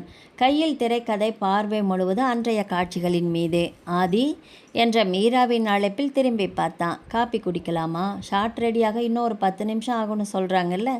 முன்பெல்லாம் அவள் சொல்லி முடிப்பதற்குள் வா போகலாம் என்று நடந்து விடுவான். ஆனால் இன்று திரைக்கதையிலிருந்து பார்வையை பிரிக்காமலேயே நீ போ மீரா, நான் கொஞ்ச நேரம் கழித்து வர்றேன் என்று சொல்ல சரி என்று மட்டும் சொல்லிவிட்டு அங்கிருந்து நகர்ந்து விட்டாள் மீரா. அவளுக்கு அதில் எந்த வருத்தமும் வரவில்லை. அவன் வேலையில் கவனமாக இருக்கிறான் என்று நினைத்தாள். காப்பி எடுத்துக்கொண்டு திரும்பி வந்தபோது மானிட்டர் அருகே ஆதித்யா இல்லை. சுற்றி பார்த்தால் சில அடிகள் தள்ளி இயக்குனர் அரவிந்தும் நித்யாவும் ஒரு காட்சியை பற்றி தீவிரமாக பேசி கொண்டிருந்தனர். அவர்களிடமிருந்து சற்று தள்ளி கைகளை மார்புக்கு குறுக்காக கட்டிக்கொண்டு நின்றிருந்தான் ஆதித்யா. அவன் பேசவில்லை, எந்த கருத்தும் சொல்லவில்லை. நித்யா சொல்லும் ஒவ்வொரு விஷயத்தையும் கவனமாக கேட்டுக்கொண்டிருந்தான். இந்த இடத்துல அவர் உடனே திரும்பி பார்க்கக்கூடாது சார். ஒரு நொடி அமைதியாக நின்று மூச்சு விட்டுட்டு தான் திரும்பி பார்க்கணும். அந்த அமைதி தான் இந்த கதாபாத்திரத்தோட வழியே என்று நித்யா சொன்னாள். இயக்குனர் தலையசைத்தார். ஆதித்யாவும் மெதுவாக திரைக்கதையை திறந்து அந்த இடத்தில் ஒரு சிறிய குறிப்பு எழுதி கொண்டான். அதை பார்த்த மீராவின் முகத்தில் புன்னகை மறைந்தது. அவள் அறிந்த ஆதித்யா இது இல்லையே. அவனுள் ஏதோ மாற்றம். இந்த விஷயம் அவளுக்கு மிகவும் தெளிவாக புரிந்தது. ஆதித்யா ஒருத்தரின் பேச்சை இவ்வளவு கவனமாக கேட்கிறானா? அந்த ஆதித்யாவை அவள் இதுவரை பார்த்ததே இல்லை. அந்த நாள் முழுவதும் படப்பிடிப்பு நடந்தது. ஒவ்வொரு காட்சிக்கு முன்பும் ஆதித்யா இயக்குனரிடம் பேசுவதை விட நித்யா வைத்திருந்த குறிப்புகளை பார்த்து படித்து அடுத்த காட்சியை நடித்தான். ஒரு இடத்தில் இந்த வசனம் முடிஞ்சதும் ஒரு நொடி இடைவெளி என்று நித்யா சொன்னதுமே சரி ட்ரை பண்ணிடலாம் என்று எந்த விவாதமும் இல்லாமல் ஒத்துக்கொண்டான். அந்த காட்சி முடிந்ததும் மானிட்டரில் பார்த்த நித்யா மெதுவாக இப்பதான் சரியா வந்திருக்குது என்று சொன்னாள். ஆதித்யாவின் முகத்தில் திருப்தி புன்னகை. அதை பார்த்த மீராவின் மனதில் வலி. இத்தனை வருடங்களாக அவன் நடித்த ஒவ்வொரு படத்திலும் பாராட்டை வாங்கியிருக்கிறான் தான். ஆனால் இன்று ஒரு எழுத்தாளர் சொன்ன இப்பதான் சரியா வந்திருக்குது என்ற ஒரு வரிக்காக அவன் இவ்வளவு மகிழ்ச்சி அடைவதா? அதை முதல் முறையாக பார்க்கிறாள் மீரா. இரவு படப்பிடிப்பு முடிந்தது. மீரா அவனை நோக்கி நடந்து வந்தாள். ஆதி சொல்லு, இன்னைக்கு டின்னருக்கு வெளியில் போகலாமா? ஆதித்யா ஒரு கணம் அமைதியாக நின்றான். இன்னைக்கு முடியாது மீரா. ஏன்? நாளைக்கு ரொம்ப முக்கியமான சீன் இருக்கு மீரா என்று கையில் இருந்த திரைக்கதையை லேசாக உயர்த்தி காட்டினான். இன்னும் கொஞ்சம் இதை படிக்கணும். அவன் குரலில் பொய் இல்லைதான், சாக்கு பொக்கும் இல்லை. உண்மையாகவே அவன் மனம் அந்த கதையில் லயித்து போனது. சரி என்று மட்டும் சொல்லிவிட்டு சிரிக்க முயன்றாள் மீரா. ஆனால் அந்த சிரிப்பில் வழிகள் மட்டுமே நிறைந்திருந்தது. காரில் அமர்ந்த பிறகு ஜன்னல் வழியாக பார்த்தாள். ஸ்டுடியோ வாசலில் இன்னும் நின்றபடியே இயக்குனரிடம் ஏதோ விவாதித்து கொண்டிருந்தான் ஆதித்யா. அவன் அருகில் நித்யாவும் இருந்தாள். அவர்கள் இப்போது வேலை பற்றி தான் பேசி கொண்டிருந்தார்கள். அந்த காட்சியை அமைதியாக பார்த்து கொண்டிருந்த மீராவின் மனம் தாங்காமல் கண்களை மூடிக்கொண்டாள். அடுத்த நாள் படப்பிடிப்பு மதியத்தில் தான் தொடங்க இருந்தது. அதற்கு முன்பாக முக்கியமான ஒரு காட்சிக்கான வசன ஒத்திகை இயக்குனர் ஏற்பாடு செய்திருந்தார். தயாரிப்பு அலுவலகத்தின் சிறிய முன்னோட்ட அரங்கில் இயக்குனர் அரவிந்த், நித்யா, ஆதித்யா ஆகிய மூவர் மட்டுமே அமர்ந்திருந்தனர். வெளியே உதவி இயக்குனர்கள் அடுத்த கட்ட ஏற்பாடுகளில் பிஸியாக இருந்தனர். உள்ளே மட்டும் அமைதியான சூழல் நிலவியது. இந்த காட்சி படத்துக்கு ரொம்ப முக்கியம் சார் என்று திரைக்கதையை காட்டினாள் நித்யா. இங்கே இருந்து தான் அந்த கதாபாத்திரம் மாற ஆரம்பிக்கிறான். அதனால் வசனத்தை விட அவன் மனநிலையை சரியாக பிடிக்கணும். ஆதித்யா தலையசைத்தான். திரைக்கதையை பார்த்து ஒரு முறை வசனத்தை வாசித்தான். பிறகு எழுந்து நின்று முதல் முறையாக அந்த காட்சியை நடித்து காட்டினான். குரலில் அழுத்தம் இருந்தது, பார்வையில் உறுதி இருந்தது. முடிந்தவுடன் இயக்குனர் நல்லா இருக்கு சார் என்றார். ஆனால் நித்யா மட்டும் வாய் திறக்கவில்லை. அதை உணர்ந்த ஆதி இன்னொரு வெர்ஷன் ட்ரை பண்ணலாமா என்று கேட்டான். இரண்டாவது முறையில் குரலை குறைத்தான். வசனங்களுக்கு இடையில் நீண்ட அமைதியை கொடுத்தான். மூன்றாவது முறையில் கண்களாலேயே அதிகம் பேச முயன்றான். 3 முறையும் முடிந்த பிறகு அறை முழுவதும் அமைதியே. இயக்குனர் அரவிந்த் குழப்பத்தோடு சிரித்தார். 3ம் நல்லா தான் இருக்கு, எது பெஸ்ட்டுன்னு சொல்ல முடியலையே. அவன் பார்வை நித்யாவை நோக்கி திரும்பியது. நித்யா சில வினாடிகள் எந்த பதிலும் சொல்லாமல் திரைக்கதையை மெதுவாக மூடிவிட்டு ஆதித்யாவை பார்த்தாள். சார் சொல்லுங்க, இந்த 3 டேக்லேயும் ஒரு விஷயம் மட்டும் காமனாக இருக்குது. என்ன? 3 இடத்துலையும் ஆதித்யா தான். ஆதித்யா புரியாமல் பார்த்தான். கதாபாத்திரமாக நீங்கள் மாறலை. அந்த ஒரு வரி. அறையில் மீண்டும் அமைதி. நித்யா நாற்காலியிலிருந்து எழுந்து நடந்து வந்தாள். இந்த கதாபாத்திரம் அவனுக்குள்ளே இத்தனை நாளாக இருந்த பாரத்தை இறக்கி வைக்குது. அவள் திரும்பி ஆதித்யாவை பார்த்தாள். அதனால் இந்த வசனத்தில் கோபம் தேவையில்லை, கம்பீரம் தேவையில்லை, விடுதலை மட்டும் போதும். ஆதித்யா திரைக்கதையை மூடிவிட்டான். அவன் வசனத்தை பார்க்கவில்லை. நித்யா சொன்ன அந்த ஒரு வார்த்தையை மட்டுமே மனதில் சுழற்றி கொண்டிருந்தான். சில நொடிகள் கண்களை மூடி அமைதியாக நின்றான். பிறகு மெதுவாக கண்களை திறந்தவன், இன்னும் ஒரு தடவை ட்ரை பண்ணலாமா? இந்த முறை வசனத்தை பேசும்போது குரலில் எந்த அழுத்தமும் இல்லை. கடைசி வரிசையை சொல்லிவிட்டு சில வினாடிகள் எதுவும் பேசாமல் நின்றான். அந்த அமைதியே அந்த காட்சியின் வழியாக மாறியது. காட்சி முடிந்ததும் இயக்குனர் அரவிந்த் தன்னையும் மறந்து எழுந்து நின்று விட்டார். இதுதான் இது என்றார் உற்சாகமாக. ஆனால் ஆதித்யாவின் பார்வை மட்டும் நித்யாவை தான் தேடியது. அவள் வழக்கம் போல பெரிய பாராட்டோ கைத்தட்டலோ கொடுக்கவில்லை. திரைக்கதையில் ஒரு சிறிய குறியை போட்டுவிட்டு இப்போ நல்லா இருக்கு என்று பொதுவாக சொன்னால். ஆதித்யா புன்னகைத்தான். கூட்டம் முடிந்ததும் இயக்குனர் வெளியே வந்தனர். ஆதித்யா திரைக்கதையை மடித்து கையில் எடுத்துக்கொண்டான். கதவை திறந்து வெளியே போகும்போது திடீரென்று நின்றான். திரும்பி நித்யாவை பார்த்தான். தேங்க்ஸ். ஒரே ஒரு ஒற்றை வார்த்தை. நித்யா தலையசைத்தாள். எதுக்கு சார்? படம் நல்லா வரணும், அவ்வளவுதானே. ஆதித்யா சில வினாடிகள் அவளையே பார்த்து கொண்டிருந்தான். பிறகு சிரித்துவிட்டு வெளியில் நடந்தான். வெளியே நடந்து சென்ற அவன் மனதில் புரியாத நிறைவு. அடுத்த நாள் அதிகாலை 4 மணிக்கு நித்யாவின் அலாரம் ஒலித்தது. கண் விழித்தவள் சில நொடிகள் படுக்கையிலேயே அமர்ந்திருந்தாள். அன்று படத்தின் மிக முக்கியமான காட்சி. ஒரே நாளில் 3 லொகேஷன்களில் படமாக்க வேண்டியிருந்ததால் முந்தைய இரவே காட்சிகளை மீண்டும் திருத்தி வசனங்களில் சிறிய மாற்றங்களை செய்து முடிக்க நேரமாகிவிட்டது. குளித்து முடித்துவிட்டு அவசரமாக உடை மாற்றியவள் மேஜையில் இருந்த காப்பியை 2 மடக்கு குடித்துவிட்டு சமையலறையில் இருந்த அம்மா, நித்யா குறைந்தது 2 இட்லியாவது சாப்பிட்டுட்டு போ என்று அழைக்க, டைம் இல்லைம்மா, ஸ்பாட்டில் ஏதாவது சாப்பிட்டுக்கிறேன் என்று சொல்லிவிட்டு கோப்புகளை மடிக்கணினியை எடுத்துக்கொண்டு வீட்டை விட்டு வெளியேறினாள். ஆனால் அந்த ஸ்பாட்டில் சாப்பிட்றேன்ற வாக்குறுதி நிறைவேற்றவே இல்லை. காலை 6 மணிக்கே படப்பிடிப்பு தொடங்கிவிட்டது.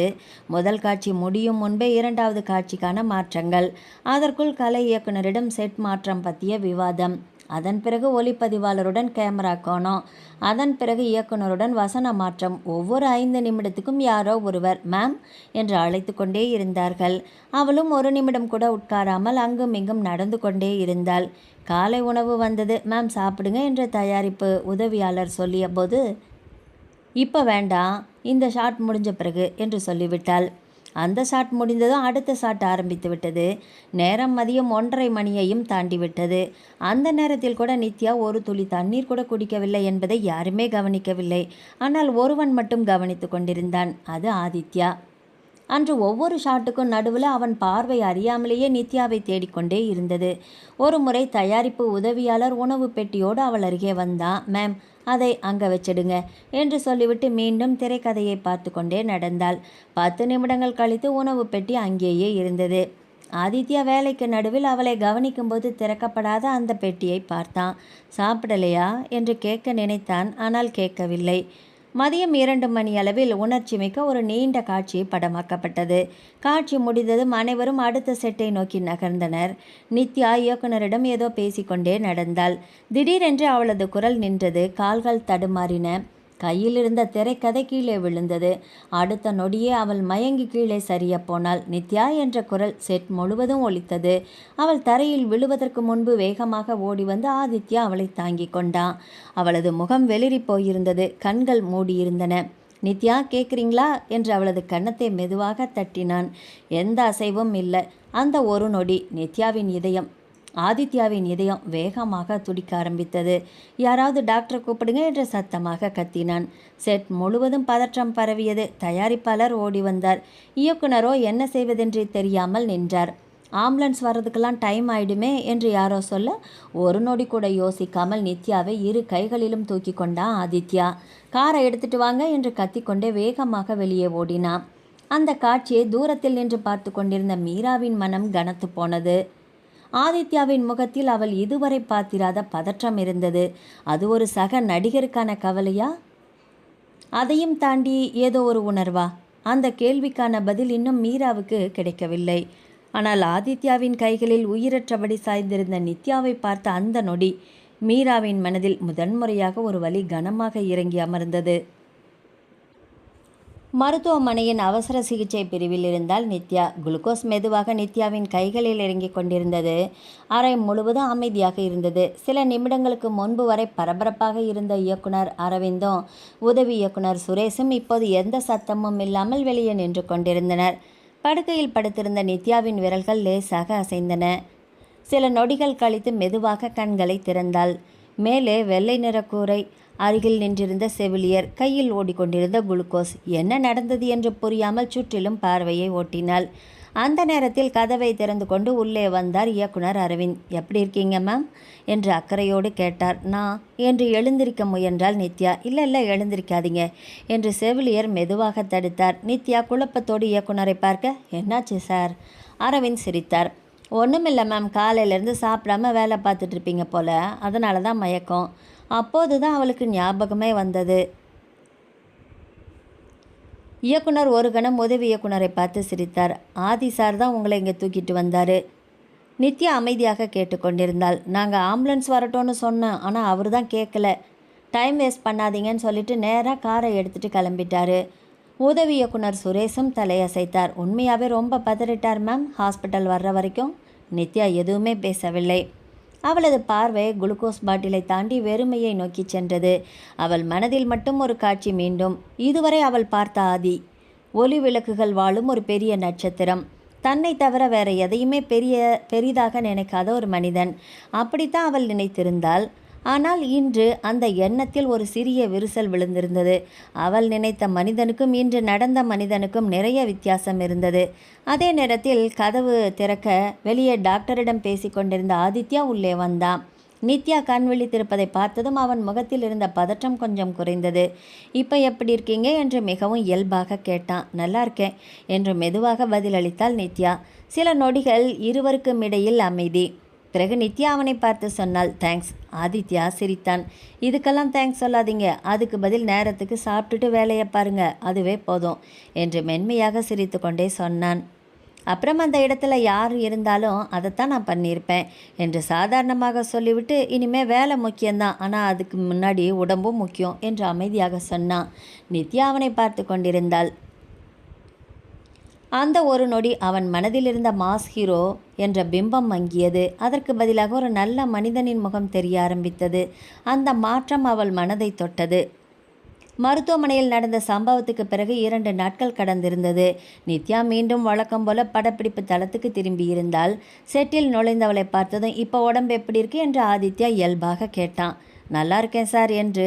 இன்னைக்கு காலையில் சாப்பிட்டுட்டு வந்தீங்களா என்று சிரித்தபடியே கேட்க, இந்த தடவை சாப்பிட்டுட்டு தான் வந்தேன் என்று இவளும் சிரித்தபடியே பதிலளித்தாள்.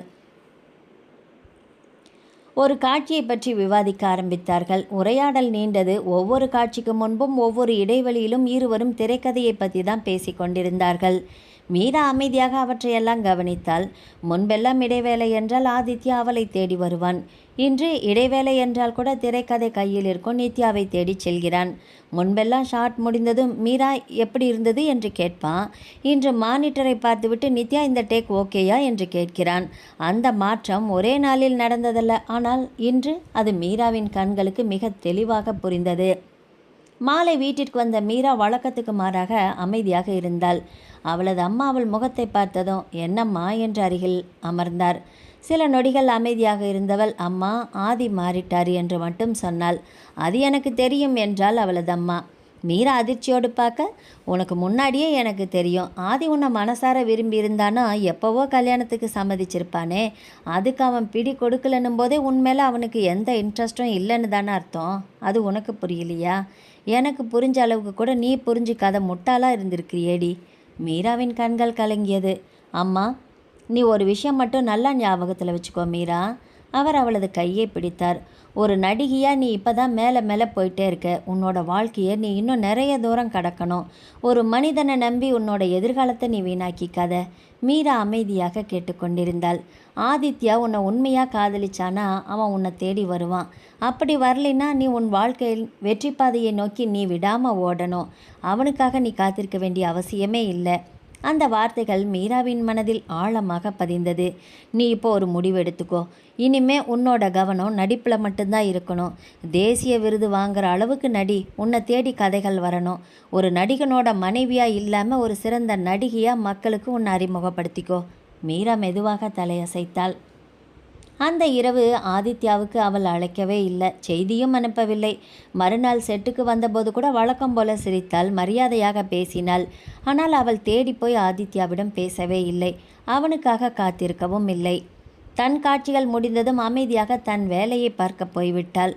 அந்த மாற்றத்தை ஆதித்யா ஏனோ கவனிக்கவே இல்லை.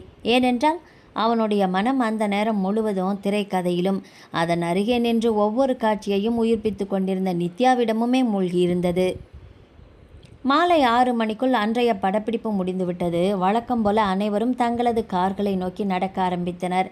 அந்த நேரத்தில் தயாரிப்பாளர் ராகவேந்திரன் அனைவரையும் அழைத்தார். நாளைக்கு ஷூட்டிங் கிடையாது, அடுத்த வார அட்டவணையை பற்றி பேசணும். அதனால் இன்றைக்கி ராத்திரி 8 மணிக்கு ஆதி வீட்டில் ஒரு சின்ன டிஸ்கஷன் வச்சுக்கலாம். இயக்குனர் சம்மதமாக தலையசைத்தார். சரி சார். ஆதித்யாவும் எந்த மறுப்பும் சொல்லவில்லை. வாங்க எல்லாரும் வந்துட்டு சாப்பிட்டுட்டு தான் போகணும் என்று இயல்பாக சொன்னான். இரவு 8 மணி அளவில் நகரின் அமைதியான பகுதியில் இருந்த ஆதித்யாவின் வீட்டிற்குள் நித்யா முதல் முறையாக நுழைந்தாள். வெளியில் பார்த்தால் ஒரு பிரம்மாண்டமான பங்களா. ஆனால் உள்ளே இருந்த சூழலும் ஆச்சரியப்பட வைத்தது. வீட்டு ஹாலில் ஆதித்யாவின் அம்மா பூஜை அறையில் விளக்கேற்றிவிட்டு வந்தார். தந்தை சோஃபாவில் அமர்ந்து மொபைல் பார்த்து கொண்டிருந்தார். தங்கை தரையில் அமர்ந்து தன் குட்டி மகளோடு விளையாடி கொண்டிருந்தாள். ஆதி வந்துட்டியா என்று அம்மா கேட்ட குரலில் எந்த நட்சத்திர பெருமையும் இல்லை. ஒரு மகனை அழைக்கும் தாயின் அன்பு மட்டுமே இருந்தது. அம்மா, இவங்க தான் நித்யா என்று அறிமுகப்படுத்தினான் ஆதி. வாம்மா என்று புன்னகையோடு வரவேற்றார் அவனது அம்மா. ஆதி உங்களை பற்றி நிறைய சொல்லியிருக்கான். நித்யா ஆச்சரியமாக ஆதித்யாவை பார்த்தாள். அவன் உடனே சிரித்தான். நல்ல விஷயமாக தான் சொல்லியிருக்கேன் என்று மெதுவாக சொன்னான். அவனின் இயல்பான விளக்கம் கேட்டு நித்யாவுக்கு சிரிப்பு வந்தது. அனைவரும் சாப்பாட்டு மேஜையில் அமர்ந்திருக்க பேச்சு சினிமாவை பற்றி இல்லை. ஆதித்யாவின் அம்மா, நித்யாம்மா உங்கள் வீடு எங்கே என்று கேட்டார். கிண்டியில் இருக்க ஆண்டி. அப்பா என்ன பண்ணுறாங்க? ரிட்டையர்டு தமிழ் ஆசிரியர். அதான் இவ்வளோ நல்லா தமிழ் வசனம் எழுதுறீங்களா என்று சிரித்தார். நித்யாவும் முதல் முறையாக மனம் திறந்து சிரித்தாள். அந்த சிரிப்பை பார்த்த ஆதித்யா சில நொடிகள் அமைதியாக இருந்தான். இதுவரை செட்டில் எப்போதும் தீவிரமாக இருந்த நித்யாவின் முகத்தில் இப்படி ஒரு குழந்தைத்தனமான சிரிப்பு இருப்பதை அவன் பார்த்ததே இல்லை. சாப்பாடு முடிந்ததும் அனைவரும் தோட்டத்தில் அமர்ந்தனர். ஆதித்யாவின் தங்கை மகள் ஓடி வந்து மாமா பிடிங்க என்று அவன் கையில் ஏறிக்கொண்டாள். அடடா, இன்னைக்கு யாரும் விளையாட்டுக்கு கிடைக்கலையா என்று குழந்தையை தூக்கி கொண்டு கொஞ்சினான். குழந்தை அவன் கன்னத்தை பிடித்து இழுத்தது. அவனும் சிரித்து கொண்டே விளையாடினான். அந்த காட்சியை பார்த்து கொண்டிருந்த நித்யாவின் மனதில் ஏதோ நிம்மதி. திரையில் ரசிகர்களை ஆர்ப்பரிக்க வைக்கும் மாஸ் ஹீரோ இங்கே ஒரு குட்டி குழந்தையோடு குழந்தையாக மாறியிருந்தான். அவளது உதடுகளில் தன்னையும் அறியாமல் ஒரு சின்ன புன்னகை மலர்ந்தது. அதை கவனித்த இயக்குனர் அரவிந்த் மெதுவாக சிரித்தார். என்ன மேம் என்று கேட்டார். நித்யா தலையசைத்தாள். ஒன்றுமில்லை சார், திரையில் பார்க்குற ஆளுக்கும் வீட்டில் இருக்கிற ஆளுக்கும் ரொம்ப வித்தியாசம் தெரியுதா என்று மட்டும் சொன்னாள். அந்த நேரத்தில் குழந்தையை தோளில் சுமந்தபடி திரும்பி பார்த்த ஆதித்யாவின் பார்வையும் நித்யாவின் பார்வையும் ஒரு கணம் சந்தித்து மீண்டது. அந்த பார்வை பரிமாற்றம் இருவருக்குள்ளும் ஒரு மாற்றத்தை உண்டாக்கியது. ஆதித்யா வீட்டிலிருந்து கலந்துரையாடல் முடியும் நேரத்தில் இரவு 10 மணியை தாண்டி இருந்தது. தயாரிப்பாளர், இயக்குனர், உதவி இயக்குனர்கள் என்று ஒவ்வொருவராக விடை பெற்று சென்றனர். நித்யாவும் தன் கைப்பையை எடுத்துக்கொண்டு வெளியில் வந்தாள். கார் வந்துடுச்சா என்று கேட்டான் ஆதித்யா. இல்லை, கேப் புக் பண்ணியிருக்கேன். அவள் கைபேசியை பார்த்தாள். திரையில் டிரைவ் கேன்சல்டு என்று தெரிந்தது. என்னாச்சு? கேன்சல் பண்ணிட்டாங்க. இன்னொரு கேப் போடுங்க. மீண்டும் முயற்சித்தாள். அதுவும் கிடைக்கவில்லை. அந்த நேரத்தில் ஆதித்யாவின் அம்மா வெளியில் வர, இவ்வளோ நேரம் ஆயிடுச்சேம்மா, தனியாக எப்படி போவ? ஆண்டி, கிடச்சிடும். ஆதி, காரில் கொண்டு போய் விட்டுட்டு வந்துரு. ஐயோ இல்லை, வேண்டாம், கேப் கிடச்சிடும், நான் போயிடுவேன். அதெல்லாம் வேண்டாம்மா, இவ்வளோ நேரத்துக்கு மேலே தனியாக அனுப்புறதுக்கு எனக்குமே மனசுக்கு இஷ்டம் இல்லை. ஆதி, நீ கொண்டு போய் விட்டுட்டு வா. ஆதி ஒரு வார்த்தையும் பேசவில்லை. வாங்க என்று மட்டும் சொல்லிவிட்டு காரை நோக்கி நடந்தான்.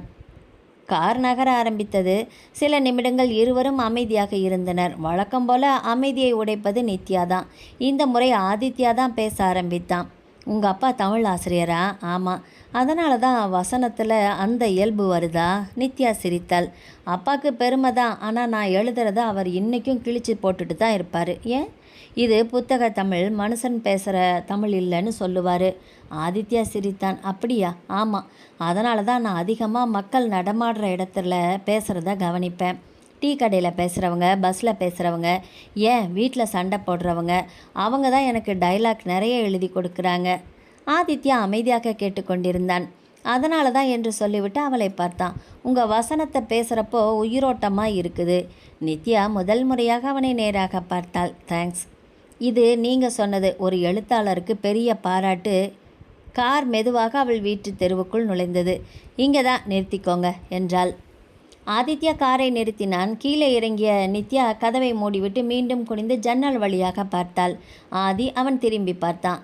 அந்த நாள் ஹாஸ்பிட்டலில் கூட்டிகிட்டு போனதுக்கும் இன்றைக்கி வீட்டில் விட்டதுக்கும் ரெண்டுக்குமே தேங்க்ஸ். ஆதித்யா சிரித்தான். நீங்கள் இன்னும் தேங்க்ஸ் சொல்கிற பழக்கத்தை விடலையா? நித்யாவும் சிரித்தாள். முயற்சி பண்ணுறேன். சரி, நாளைக்கு காலையில் 8 மணிக்கு நேரத்துக்கே வந்துடுவேன், நம்புகிறேன் என்று சொல்லிவிட்டு அவள் வீட்டுக்குள் நடந்தாள். கார் அங்கிருந்து மெதுவாக நகர்ந்தது. வாசலை திறந்து உள்ளே சென்ற நித்யா ஒரு கணம் திரும்பி பார்த்தாள். ஆதித்யாவின் கார் தெருமுனையை தாண்டி மறைந்தது. அவள் தன்னையும் அறியாமல் ஒரு சிறிய புன்னகையோடு வீட்டிற்குள் நுழைந்தாள்.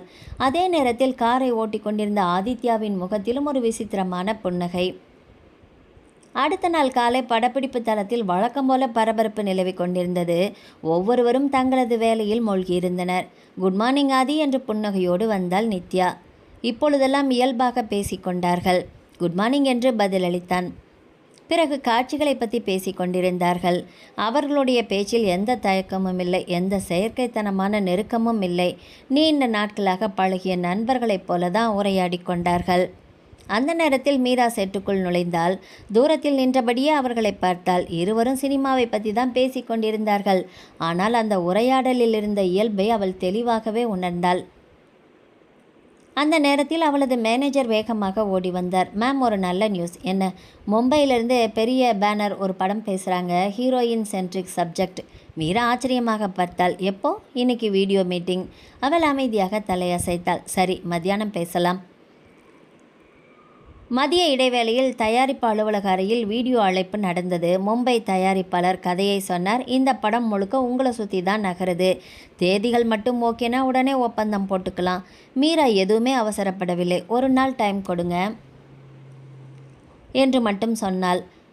மாலை படப்பிடிப்பு முடிந்ததும் காரில் அமர்ந்திருந்த மீராவின் மனதில் அம்மா சொன்ன வார்த்தைகள் தான் மீண்டும் மீண்டும் ஒலித்தது. ஒரு நடிகையை ஒரு நடிகனோட பெயர் வாழ வைக்கக்கூடாது, அவளோட திறமை தான் வாழ வைக்கணும். அவள் கைபேசியை எடுத்தாள். ஆதித்யாவின் எண்ணெய் திறந்தாள். சில நொடிகள் பார்த்தாள். பிறகு அழைக்காமல் மூடி வைத்து விட்டாள். அதற்கு பதிலாக தன் மேனேஜருக்கு அழைத்தாள். அந்த மும்பை படத்துக்கு நான் ஓகே சொன்னேன்னு சொல்லிடு. அடுத்த பக்கத்தில் இருந்த மேனேஜர் மகிழ்ச்சியோடு, நல்ல முடிவெடுத்திருக்கீங்க மேடம், கங்க்ராட்ஸ் மேடம் என்றான். மீரா மெதுவாக ஜன்னல் வழியே வெளியே பார்த்தாள். அவள் மனம் இப்போது அமைதியாக இருந்தது.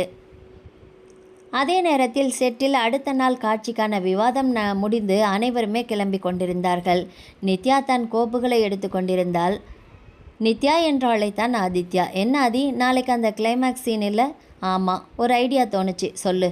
இருவரும் மீண்டும் திரைக்கதையை விரித்து கொண்டு பேச ஆரம்பித்து விட்டார்கள். தூரத்தில் காரில் அமர்ந்திருந்த மீரா அந்த காட்சியை ஒரு கணம் பார்த்தாள். இந்த முறை அவள் மனம் வலிக்கவில்லை, மெல்லிய புன்னகை மட்டுமே. ஆதி, நீ நல்லாயிரு என்று மெதுவாக சொல்லிக்கொண்டாள். அடுத்த நொடியே தன் காரின் கதவை மூடினாள். அவளுடைய பயணம் வேறு திசையை நோக்கி நகர ஆரம்பித்து விட்டது. 3 நாட்கள் கழித்து அந்த படத்தின் வெளிப்புற படப்பிடிப்பும் முடிவடைந்தது. மொத்த யூனிட்டும் ஒருவித நிம்மதியில் இருந்தது. தயாரிப்பாளர் மகிழ்ச்சியாக இன்னைக்கு எல்லாருமே சேர்ந்து டின்னர், இந்த ஷெட்யூல் வெற்றிகரமாக முடிஞ்சதுக்கு ஒரு சின்ன செலிப்ரேஷன் என்று அறிவித்தார். நகரின் நட்சத்திர ஹோட்டலில் அனைவரும் ஒன்றாக அமர்ந்திருக்க சிரிப்பு, கலாட்டா, புகைப்படங்கள், கேலி, கிண்டல் என்று சூழலே உற்சாகமாக இருந்தது. ஆதி சார், ஒரு ஃபோட்டோ என்று உதவி இயக்குநர்கள் அழைத்தார்கள். ஆதித்யாவும் சிரித்தபடியே எழுந்து நின்றான். அதே நேரத்தில் மேம் நீங்களும் வாங்க என்று நித்யாவையும் அழைத்தனர். இல்லை, நீங்கள் எடுத்துக்கோங்க என்று அவள் மறுத்தாள். அட, நீங்கள் இல்லாமல் இந்த படம் முடியுமா, வாங்க என்று இயக்குனரை அழைத்ததும் வேறு வழி இல்லாமல் எழுந்து வந்தாள். அனைவரும் ஒன்றாக நின்றனர். புகைப்பட கலைஞர் ஸ்மைல் என்று சொன்னார். அந்த நொடியில்தான் எதிர்பாராத சம்பவம் நடந்தது. நித்யா அணிந்திருந்த சேலையின் முந்தானை நாற்காலியில் மாட்டிக்கொள்ள அவள் தடுமாறினாள். அருகில் நின்றிருந்த ஆதித்யா உடனே அவளது கையை பிடித்து நிலைநிறுத்தினான். பார்த்து என்று மெதுவாக சொன்னான். ஒரு நொடி இருவரின் பார்வையும் சந்தித்தது. தேங்க்ஸ் என்று மெதுவாக சொன்னாள் நித்யா. இன்னும் இந்த தேங்க்ஸ் பழக்கம் போகலையா என்று சிரித்தான் ஆதித்யா. அவளும் சிரித்தாள். டின்னர் முடிந்து அனைவரும் வெளியே வந்தனர். ஹோட்டல் வாசலில் கார்கள் வரிசையாக நின்றிருந்தன. மீராவின் கார் முதலில் வந்தது. அவள் காரில் ஏறுவதற்கு முன் ஆதித்யாவை அழைத்தாள். ஆதி, சொல்லு மீரா. கங்க்ராட்ஸ். எதுக்கு? இந்த படம் உன்னை பெரிய ஸ்டார்லேருந்து இன்னும் பெரிய நடிகனாக மாற்றிட்டுருக்கு. ஆதித்யா சில நொடிகள் அமைதியாக நின்றான். தேங்க்ஸ் என்று மட்டும் சொன்னான். மீரா புன்னகைத்தாள். ஆல் த பெஸ்ட் என்று கை நீட்டினாள். அவனும் கை கொடுக்க குலுக்கிவிட்டு கிளம்பிவிட்டாள். அவ்வளவுதான், வேற எதுவும் பேசவில்லை. காரில் ஏறி அமைதியாக கிளம்பிவிட்டாள். அவள் போன திசையை சில நொடிகள் பார்த்து கொண்டிருந்த ஆதித்யா பிறகு திரும்பினான். அந்த நேரத்தில் நித்யாவுக்கு கேப் வர காத்து கொண்டிருந்தாள். கேப் கிடைச்சதா என்று இயல்பாக கேட்டான். இன்னும் 2 நிமிஷம். சரி, வந்ததும் சொல்லிட்டு போ. சரி ஆதி. அவர்களிடையே இப்பொழுது நல்ல நெருக்கம் வந்திருந்தது. படத்தின் இறுதிக்கட்ட வேலைகளும் முடிந்தது. பல மாதங்களாக காலை முதல் இரவு வரை ஒரே இடத்தில் சந்தித்து ஒரே கதையை பற்றி பேசி ஒரே இலக்கை நோக்கி ஓடிய மனிதர்கள் ஒரே நாளில் தத்தம் வாழ்க்கைக்கு திரும்பிவிட்டார்கள். முதல் நாள் ஆதித்யா வழக்கத்தை விட தாமதமாக எழுந்தான். கைபேசியை எடுத்து பார்த்தான். புதிய அழைப்புகள், தயாரிப்பாளரின் குறுஞ்செய்தி, ரசிகர்களின் வாழ்த்துக்கள் எல்லாமே இருந்தது. ஆனால் ஏதோ ஒரு வெறுமை. என்ன இல்லை என்று அவனுக்கே புரியவில்லை. பால்கனியில் அமர்ந்து காப்பி குடித்து கொண்டிருந்தான். காப்பி கோப்பையை உதட்டருகே கொண்டு சென்றவன் திடீரென்று சிரித்தான். நித்யாவை கைகளில் தூக்கிச் சென்றது நினைவுக்கு வர அதை நினைத்து வெட்கப் புன்னகை. என்னடா இது என்று தனக்கு தானே சொல்லிக் கொண்டான். காப்பியை குடித்து முடித்துவிட்டு உள்ளே சென்றான். ஆனால் அந்த சிரிப்பு மட்டும் இன்னும் அவன் முகத்திலேயே நின்றது. அதே நேரத்தில் நித்யா தன் அறையில் புதிய கோப்பை திறந்து வைத்திருந்தால். புதிய கதை, புதிய கதாபாத்திரங்கள். முதல் காட்சியை எழுத ஆரம்பித்தாள். 2 வரிகள் எழுதினாள். மீண்டும் அழித்து விட்டாள். மறுபடியும் எழுதினாள். பேனா நின்று விட்டது. அவள் எழுதியிருந்த வசனத்தை நீண்ட நேரம் பார்த்து கொண்டிருந்தாள். திடீரென்று மனதிற்குள் ஒரு எண்ணம் தோன்றியது. இந்த வசனத்தை ஆதி பேசினா எப்படி இருக்கும்? அடுத்த நொடியே பேனாவை மேஜையின் மீது வைச்சாள். ச்ச, ஏன் நான் இவரை பற்றி யோசிக்கிறேன் என்று மெதுவாக சிரித்து கொண்டாள். அந்த எண்ணத்தை உதறிவிட்டு மீண்டும் எழுத முயன்றாள். ஆனால் மனம் எழுத முயலவில்லை. மாலை ஆதித்யா ஜிம்மில் உடற்பயிற்சி செய்து கொண்டிருந்தான். பயிற்சியாளர் ஏதோ சொல்லி கொண்டிருக்க, ஆனால் அவன் கவனம் முழுவதும் அங்கே இல்லை. ஒரு கண்ணாடி முன் நின்றபடி தண்ணீர் குடித்து கொண்டிருந்தவன் திடீரென்று கைபேசியை எடுத்தான். தொடர்பு பட்டியலை திறந்தான். நித்யா. அவள் பெயர் திரையில் தெரிந்தது. சில வினாடிகள் பார்த்தான். அழைக்க வேண்டும் போல இருந்தது. ஆனால் என்ன பேசுவது? வேலை இல்லை. படம் முடிந்துவிட்டது. ஒரு காரணமும் இல்லை. மீண்டும் கைபேசியை அணைத்துவிட்டு மேஜையின் மீது வைத்தான். பைத்தியமா ஆயிட்டடா ஆதி என்று சிரித்து கொண்டான். ஆனால் அந்த சிரிப்புக்கு பின்னால் இருந்த வெறுமையை மனம் மறைக்க முடியவில்லை. நித்யா மாடியில் நின்று வானத்தை பார்த்து கொண்டிருந்தாள். அந்த இரவு பொழுது அவளது அம்மா மேலே வந்தார். என்னம்மா, இன்னும் தூங்கலையா? தூக்கம் வரலம்மா. ஏன் புதிய கதையை யோசிச்சுட்ருக்கிறியா? என்று மட்டும் தலையசைத்தாள். அம்மா கீழே இறங்கியதும் மீண்டும் அமைதியாக நின்றாள். அந்த அமைதியில் அவள் மனதில் ஒரு குரல் மட்டும் ஒலித்து கொண்டே இருந்தது. நித்யா. அவளை அழைக்கும் ஆதியின் குரல். அவள் கண்களை மூடிக்கொண்டாள். என்னடா இது வம்பா போச்சு என்று தன்னையே கடிந்து கொண்டாள். அதே நேரத்தில் ஆதித்யா தன் அறையில் படுத்திருந்தான். தூக்கம் வரவில்லை. திரும்பி திரும்பி புரண்டு படுத்தான். கண்களை மூடினான். அந்த இருளுக்குள் அவனுக்கும் நித்யாவின் முகம் மட்டுமே தெரிந்தது. ஆதி என்று அழைக்கும் நித்யாவின் குரல். கண்களை திறந்து விட்டான். ஆழமாக மூச்சை இழுத்தான். ஒரு படத்தில் சேர்ந்து வேலை பார்த்தது தானே, ஏன் இவ்வளவு நினைவுக்கு வர்றா என்ற கேள்விக்கு அவனிடம் பதிலே இல்லை. படத்தின் ட்ரெய்லர் வெளியீட்டு விழா சென்னையில் உள்ள பிரம்மாண்டமான நட்சத்திர ஹோட்டலில் ஏற்பாடு செய்யப்பட்டிருந்தது.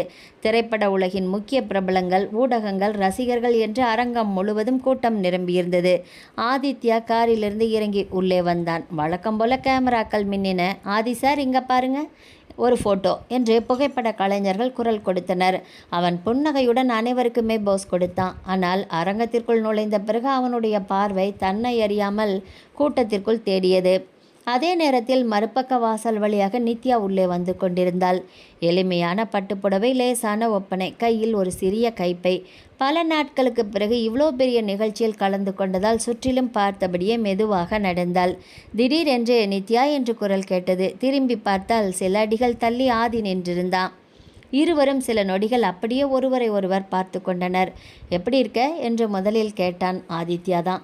நல்லா இருக்கேன். நீ? நானும் நல்லா இருக்கேன், அவ்வளவுதான். அதற்கு பிறகு பேச வார்த்தைகள் இருந்துமே இருவரும் அமைதியாகத்தான் இருந்தார்கள். அந்த அமைதியை உடைத்தது தயாரிப்பாளர் தான். ஆதி, நித்யா வாங்கங்க, மீடியா ஃபோட்டோ எடுக்கணும். இருவரும் ஒன்றாக மேடையை நோக்கி நடந்தார்கள். புகைப்பட கலைஞர்கள் பல கோணங்களில் படம் எடுத்து கொண்டிருந்தனர். சார் கொஞ்சம் எங்கே பாருங்க, மேம் கொஞ்சம் க்ளோஸா என்று குரல்கள் ஒலித்தது. இருவரும் தொழில் முறையாக புன்னகைத்தனர். அதற்குள் நிகழ்ச்சி ஆரம்பமாகிவிட்டது. திரையில் ட்ரெய்லர் ஓடியது. கடைசி காட்சி முடிந்ததும் அரங்கமே கைத்தட்டலில் அதிர்ந்தது. விளக்குகள் மீண்டும் எரிந்தன. நித்யா மெதுவாக தலை திருப்பி பார்த்தால் ஆதித்யா அவளையே பார்த்து கொண்டிருந்தான். கண்கள் சந்தித்ததும் இருவரும் சிரித்தார்கள். அந்த சிரிப்பில் ஒரு நிம்மதி இருந்தது. பல நாட்களாக தேடிய ஏதோ ஒன்று மீண்டும் கிடைத்த உணர்வு. நிகழ்ச்சி முடிந்து வெளியே வந்தபோது கூட்டம் அதிகமாக இருந்தது. நித்யா மெதுவாக நடந்து வந்தாள். அவள் அருகில் வந்த ஆதித்யா, காப்பி குடிக்க நேரம் இருக்கா என்று மிகவும் இயல்பாக கேட்டான். நித்யா அவனை பார்த்தாள். இந்த முறை அவள் உடனே பதில் சொல்லவில்லை. சில நொடிகள் அமைதியாக நின்றுவிட்டு இருக்கு என்று மட்டும் சொல்லி சிரித்தாள். இருவரும் ஹோட்டலின் அமைதியான காபி லவுஞ்சுக்குள் சென்று அமர்ந்தனர். அங்கே சினிமாவை பற்றி யாரும் பேசவில்லை, திரைக்கதையை பற்றியும் பேசவில்லை. வீட்டில் எல்லாரும் நல்லா இருக்காங்களா என்று கேட்டாள் நித்யா. நல்லா இருக்காங்க. உங்கள் வீட்டில்? அப்பா தினமும் நான் எழுதுறத படித்து இன்னும் திருத்தம் சொல்லிட்டு தான் இருக்கிறாரு. ஆதித்யா சிரித்தான். அவரை ஒரு நாள் நான் கண்டிப்பாக சந்திக்கணும். சந்திப்பேன், ஆனால் முதல்ல நீ நல்லா தயார் பண்ணிக்கோ. ஏன், அவர் பாராட்டுறதை விட திருத்தம் சொல்லி தான் அதிகமாக பேசுவார். இருவர் மனம் விட்டு சிரித்தது. தயக்கமும் இல்லாமல் காப்பி முடியும் வரை இரண்டு பேருமே இடைவிடாது பேசினார்கள். விடைபெறும் நேரத்தில் நித்யா காரில் ஏறினாள். ஆதித்யா அங்கேயே நின்று கையை அசைத்தான். கார் நகர ஆரம்பித்தது. ஜன்னல் வழியாக அவனை பார்த்து கொண்டிருந்த நித்யாவின் மனதில் ஒரு இனம் புரியாத உணர்வு. ஆதியை தன்னால் பிரிந்திருக்க முடியாது என்ற உண்மை அவளுக்கு உரைத்தது.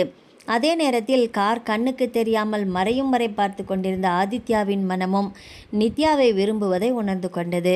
இருவரும் முதல் முறையாக அவர்களின் மனதின் தேடலை உணர்ந்து கொண்டார்கள். அத்தியாயம். நித்யாவை சந்தித்து வந்த பிறகு ஆதித்யாவின் மனதில் எந்த குழப்பமும் இல்லை. பல நாட்களாக தன்னைத்தானே கேட்டு வந்த கேள்விக்கு அந்த ஒரு சந்திப்பிலேயே பதில் கிடைத்திருந்தது. நித்யா இல்லாத நாட்களில் ஏற்பட்ட வெறுமை, அவளை மீண்டும் பார்த்தபோது கிடைத்த நிம்மதி, இரண்டையுமே சேர்த்து பார்த்தபோது அது வெறும் நட்பல்ல என்பது அவனுக்கு தெள்ளத் தெளிவாக புரிந்துவிட்டது. ஆதித்யா எதையுமே பாதியில் விடும் மனிதன் இல்லையே. ஒரு முடிவு எடுத்துவிட்டால் அதை நேராக செயல்படுத்தி விடுவான். அன்று மாலை எந்த முன்னறிவிப்பும் இல்லாமல் காரை எடுத்துக்கொண்டு நித்யாவின் வீட்டை நோக்கி புறப்பட்டு விட்டான். வீட்டு வாசலில் கார் வந்து நின்றது. கதவை திறந்து இறங்கிய ஆதித்யா ஒரு கணம் வீட்டை பார்த்தான். சிறிய தோட்டம், வாசலில் துளசி மாடம்.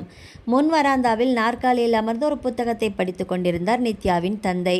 கார் சத்தம் கேட்டு தலை நிமிர்ந்து பார்த்தவர் ஆதித்யாவை அடையாளம் கண்டதும் எழுந்து நின்றார். வாங்க தம்பி என்ற புன்னகையோடு வரவேற்றார். வணக்கம் சார். வணக்கம், உள்ள வாங்க. ஆதித்யா வீட்டிற்குள் நுழைந்தான். சில நிமிடங்களில் நித்யாவின் அம்மாவும் வந்து காப்பி வைத்துவிட்டு அமைதியாக உள்ளே சென்று விட்டார். இருவருக்கும் நடுவே சில நொடிகள் அமைதி. அந்த அமைதியை உடைத்தது என்னவோ ஆதித்யா தான். சார் சொல்லுங்க. ஆழமாக ஒரு மூச்சை இழுத்து கொண்டவன் எந்த தயக்கமும் இல்லாமல் நேரடியாக பேச ஆரம்பித்தான். நான் இன்னைக்கு இங்கே நடிகராக வரல, ஒரு தனிப்பட்ட விஷயம் பேச தான் வந்திருக்கேன். நித்யாவின் தந்தை அமைதியாக அவனை பார்த்தார். உங்கள் பொண்ணு நித்யாவை ஒரு கணம் நிறுத்தினா. எனக்கு ரொம்ப பிடிச்சிருக்கு. அவங்களுக்கும்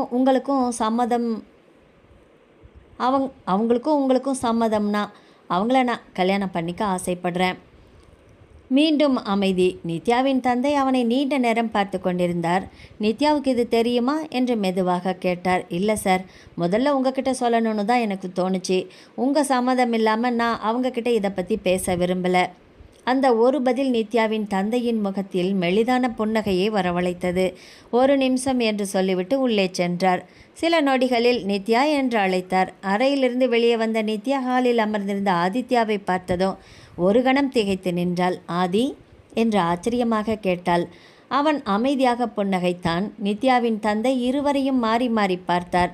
இவர் ஒரு விஷயம் சொல்ல வந்திருக்கிறாருமா, உன்னை கல்யாணம் பண்ணிக்க ஆசைப்படுறாராம். நித்யாவின் இதயம் ஒரு கணம் நின்று துடித்தது. அவளது பார்வை மெதுவாக ஆதித்யாவை நோக்கி திரும்பியது. அவனுடைய கண்களில் எந்த பதற்றமும் இல்லை, எந்த நாடகத்தனமும் இல்லை. ஒரு உறுதியான அமைதி மட்டுமே இருந்தது. நித்யாவின் தந்தை மெதுவாக கேட்டார், நித்யா, உனக்கு சம்மதமா? நித்யா பதில் சொல்லாமல் சில நொடிகள் ஆதித்யாவையே பார்த்து கொண்டிருந்தாள்.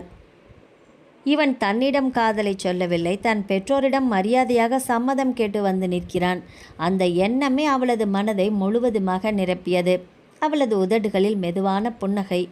எனக்கு ஆரம்பித்தவள் ஆதித்யாவின் கண்களை நேராக பார்த்தபடி முழு சம்மதம் அப்பா என்றாள். ஆதித்யா மெதுவாக கண்களை மூடி ஆழமாக மூச்சை எடுத்து விட்டான். அவன் முகத்தில் தெரிந்த அந்த நிம்மதியை பார்த்த நித்யாவின் தந்தை சிரித்தார். சரி, இப்போ இந்த விஷயத்த உங்கள் வீட்லேயும் பேசுங்க. அதுக்கப்புறமா பெரியவங்க எல்லாருமே உட்காந்து நல்ல நாள் பார்த்து அடுத்த முடிவை எடுக்கலாம். ஆதித்யா உடனே எழுந்து விட்டான். ரொம்ப நன்றி சார். நன்றியெல்லாம் எதுக்கு இனிமே என்று சிரித்தார் நித்யாவின் தந்தை. நித்யா வீட்டிலிருந்து வெளியே வந்த ஆதித்யாவின் மனம் இதுவரை இல்லாத அளவுக்கு இலகுவாக இருந்தது. காரை ஓட்டிக்கொண்டே வந்தவன் நேராக தன் வீட்டிற்குள் நுழைந்ததும் ஹாலில் அவனது அம்மாவும் அப்பாவும் அமர்ந்து பேசி கொண்டிருக்க, வந்துட்டியாடா என்று அம்மா கேட்க, என்று சிரித்தபடியே அவர்கள் அருகில் வந்து அமர்ந்தான். அவன் முகத்தை ஒரு நொடி கவனித்த அவனது அம்மா, ஏதோ நல்ல விஷயம் நடந்திருக்கும் போலவே இவ்வளோ சந்தோஷமா இருக்கிற என்று சிரித்தார். ஆதித்யாவும் புன்னகைத்தான். ஆமாம்மா, ஒரு நல்ல விஷயந்தான். அப்பா அவனை திரும்பி பார்க்க, சொல்லு. ஆதித்யா சுற்றி வளைக்காமல் நேராக பேச்சை ஆரம்பித்தான். நான் நித்யாவை கல்யாணம் பண்ணிக்கணும்னு ஆசைப்படுறேம்மா. உங்கள் சம்மதம் அதுக்கு வேணும். அம்மாவும் அப்பாவும் அமைதியாக அவனை பார்த்தனர். இன்றைக்கி அவங்க வீட்டுக்கு போய் அவங்க அப்பாக்கிட்டேயும் பேசிட்டு வந்துட்டேன். அம்மாவின் முகத்திலும் ஆச்சரியம். என்னடா, எங்ககிட்ட சொல்லாமல் கூட நேராக போயிட்ட? முடிவு எடுத்ததுக்கப்புறம் சொல்லலான்னு நினச்சிட்டேம்மா என்று அமைதியாக சொன்னான். அவங்க என்ன சொன்னாங்க? நித்யாவுக்கு சம்மதம். பெரியவங்க பேசிட்டு நல்ல முடிவு பண்ணிக்கலான்னு சொல்கிறாங்க. அடுத்த நொடியே ஆதித்யாவின் அம்மா எழுந்துவது அவன் தலையை தொட்டார். எவ்வளோ பெரிய நடிகனாக இருந்தாலும் வாழ்க்கை விஷயத்தில் இப்படி பெரியவங்களுக்கு மரியாதை கொடுத்து நடந்திருக்கிற, பரவாயில்ல, அது எனக்கு ரொம்ப சந்தோஷமாக இருக்குது. ஆதித்யாவும் சிரித்தான். அப்பாவும் மெதுவாக தலையசைத்தார்.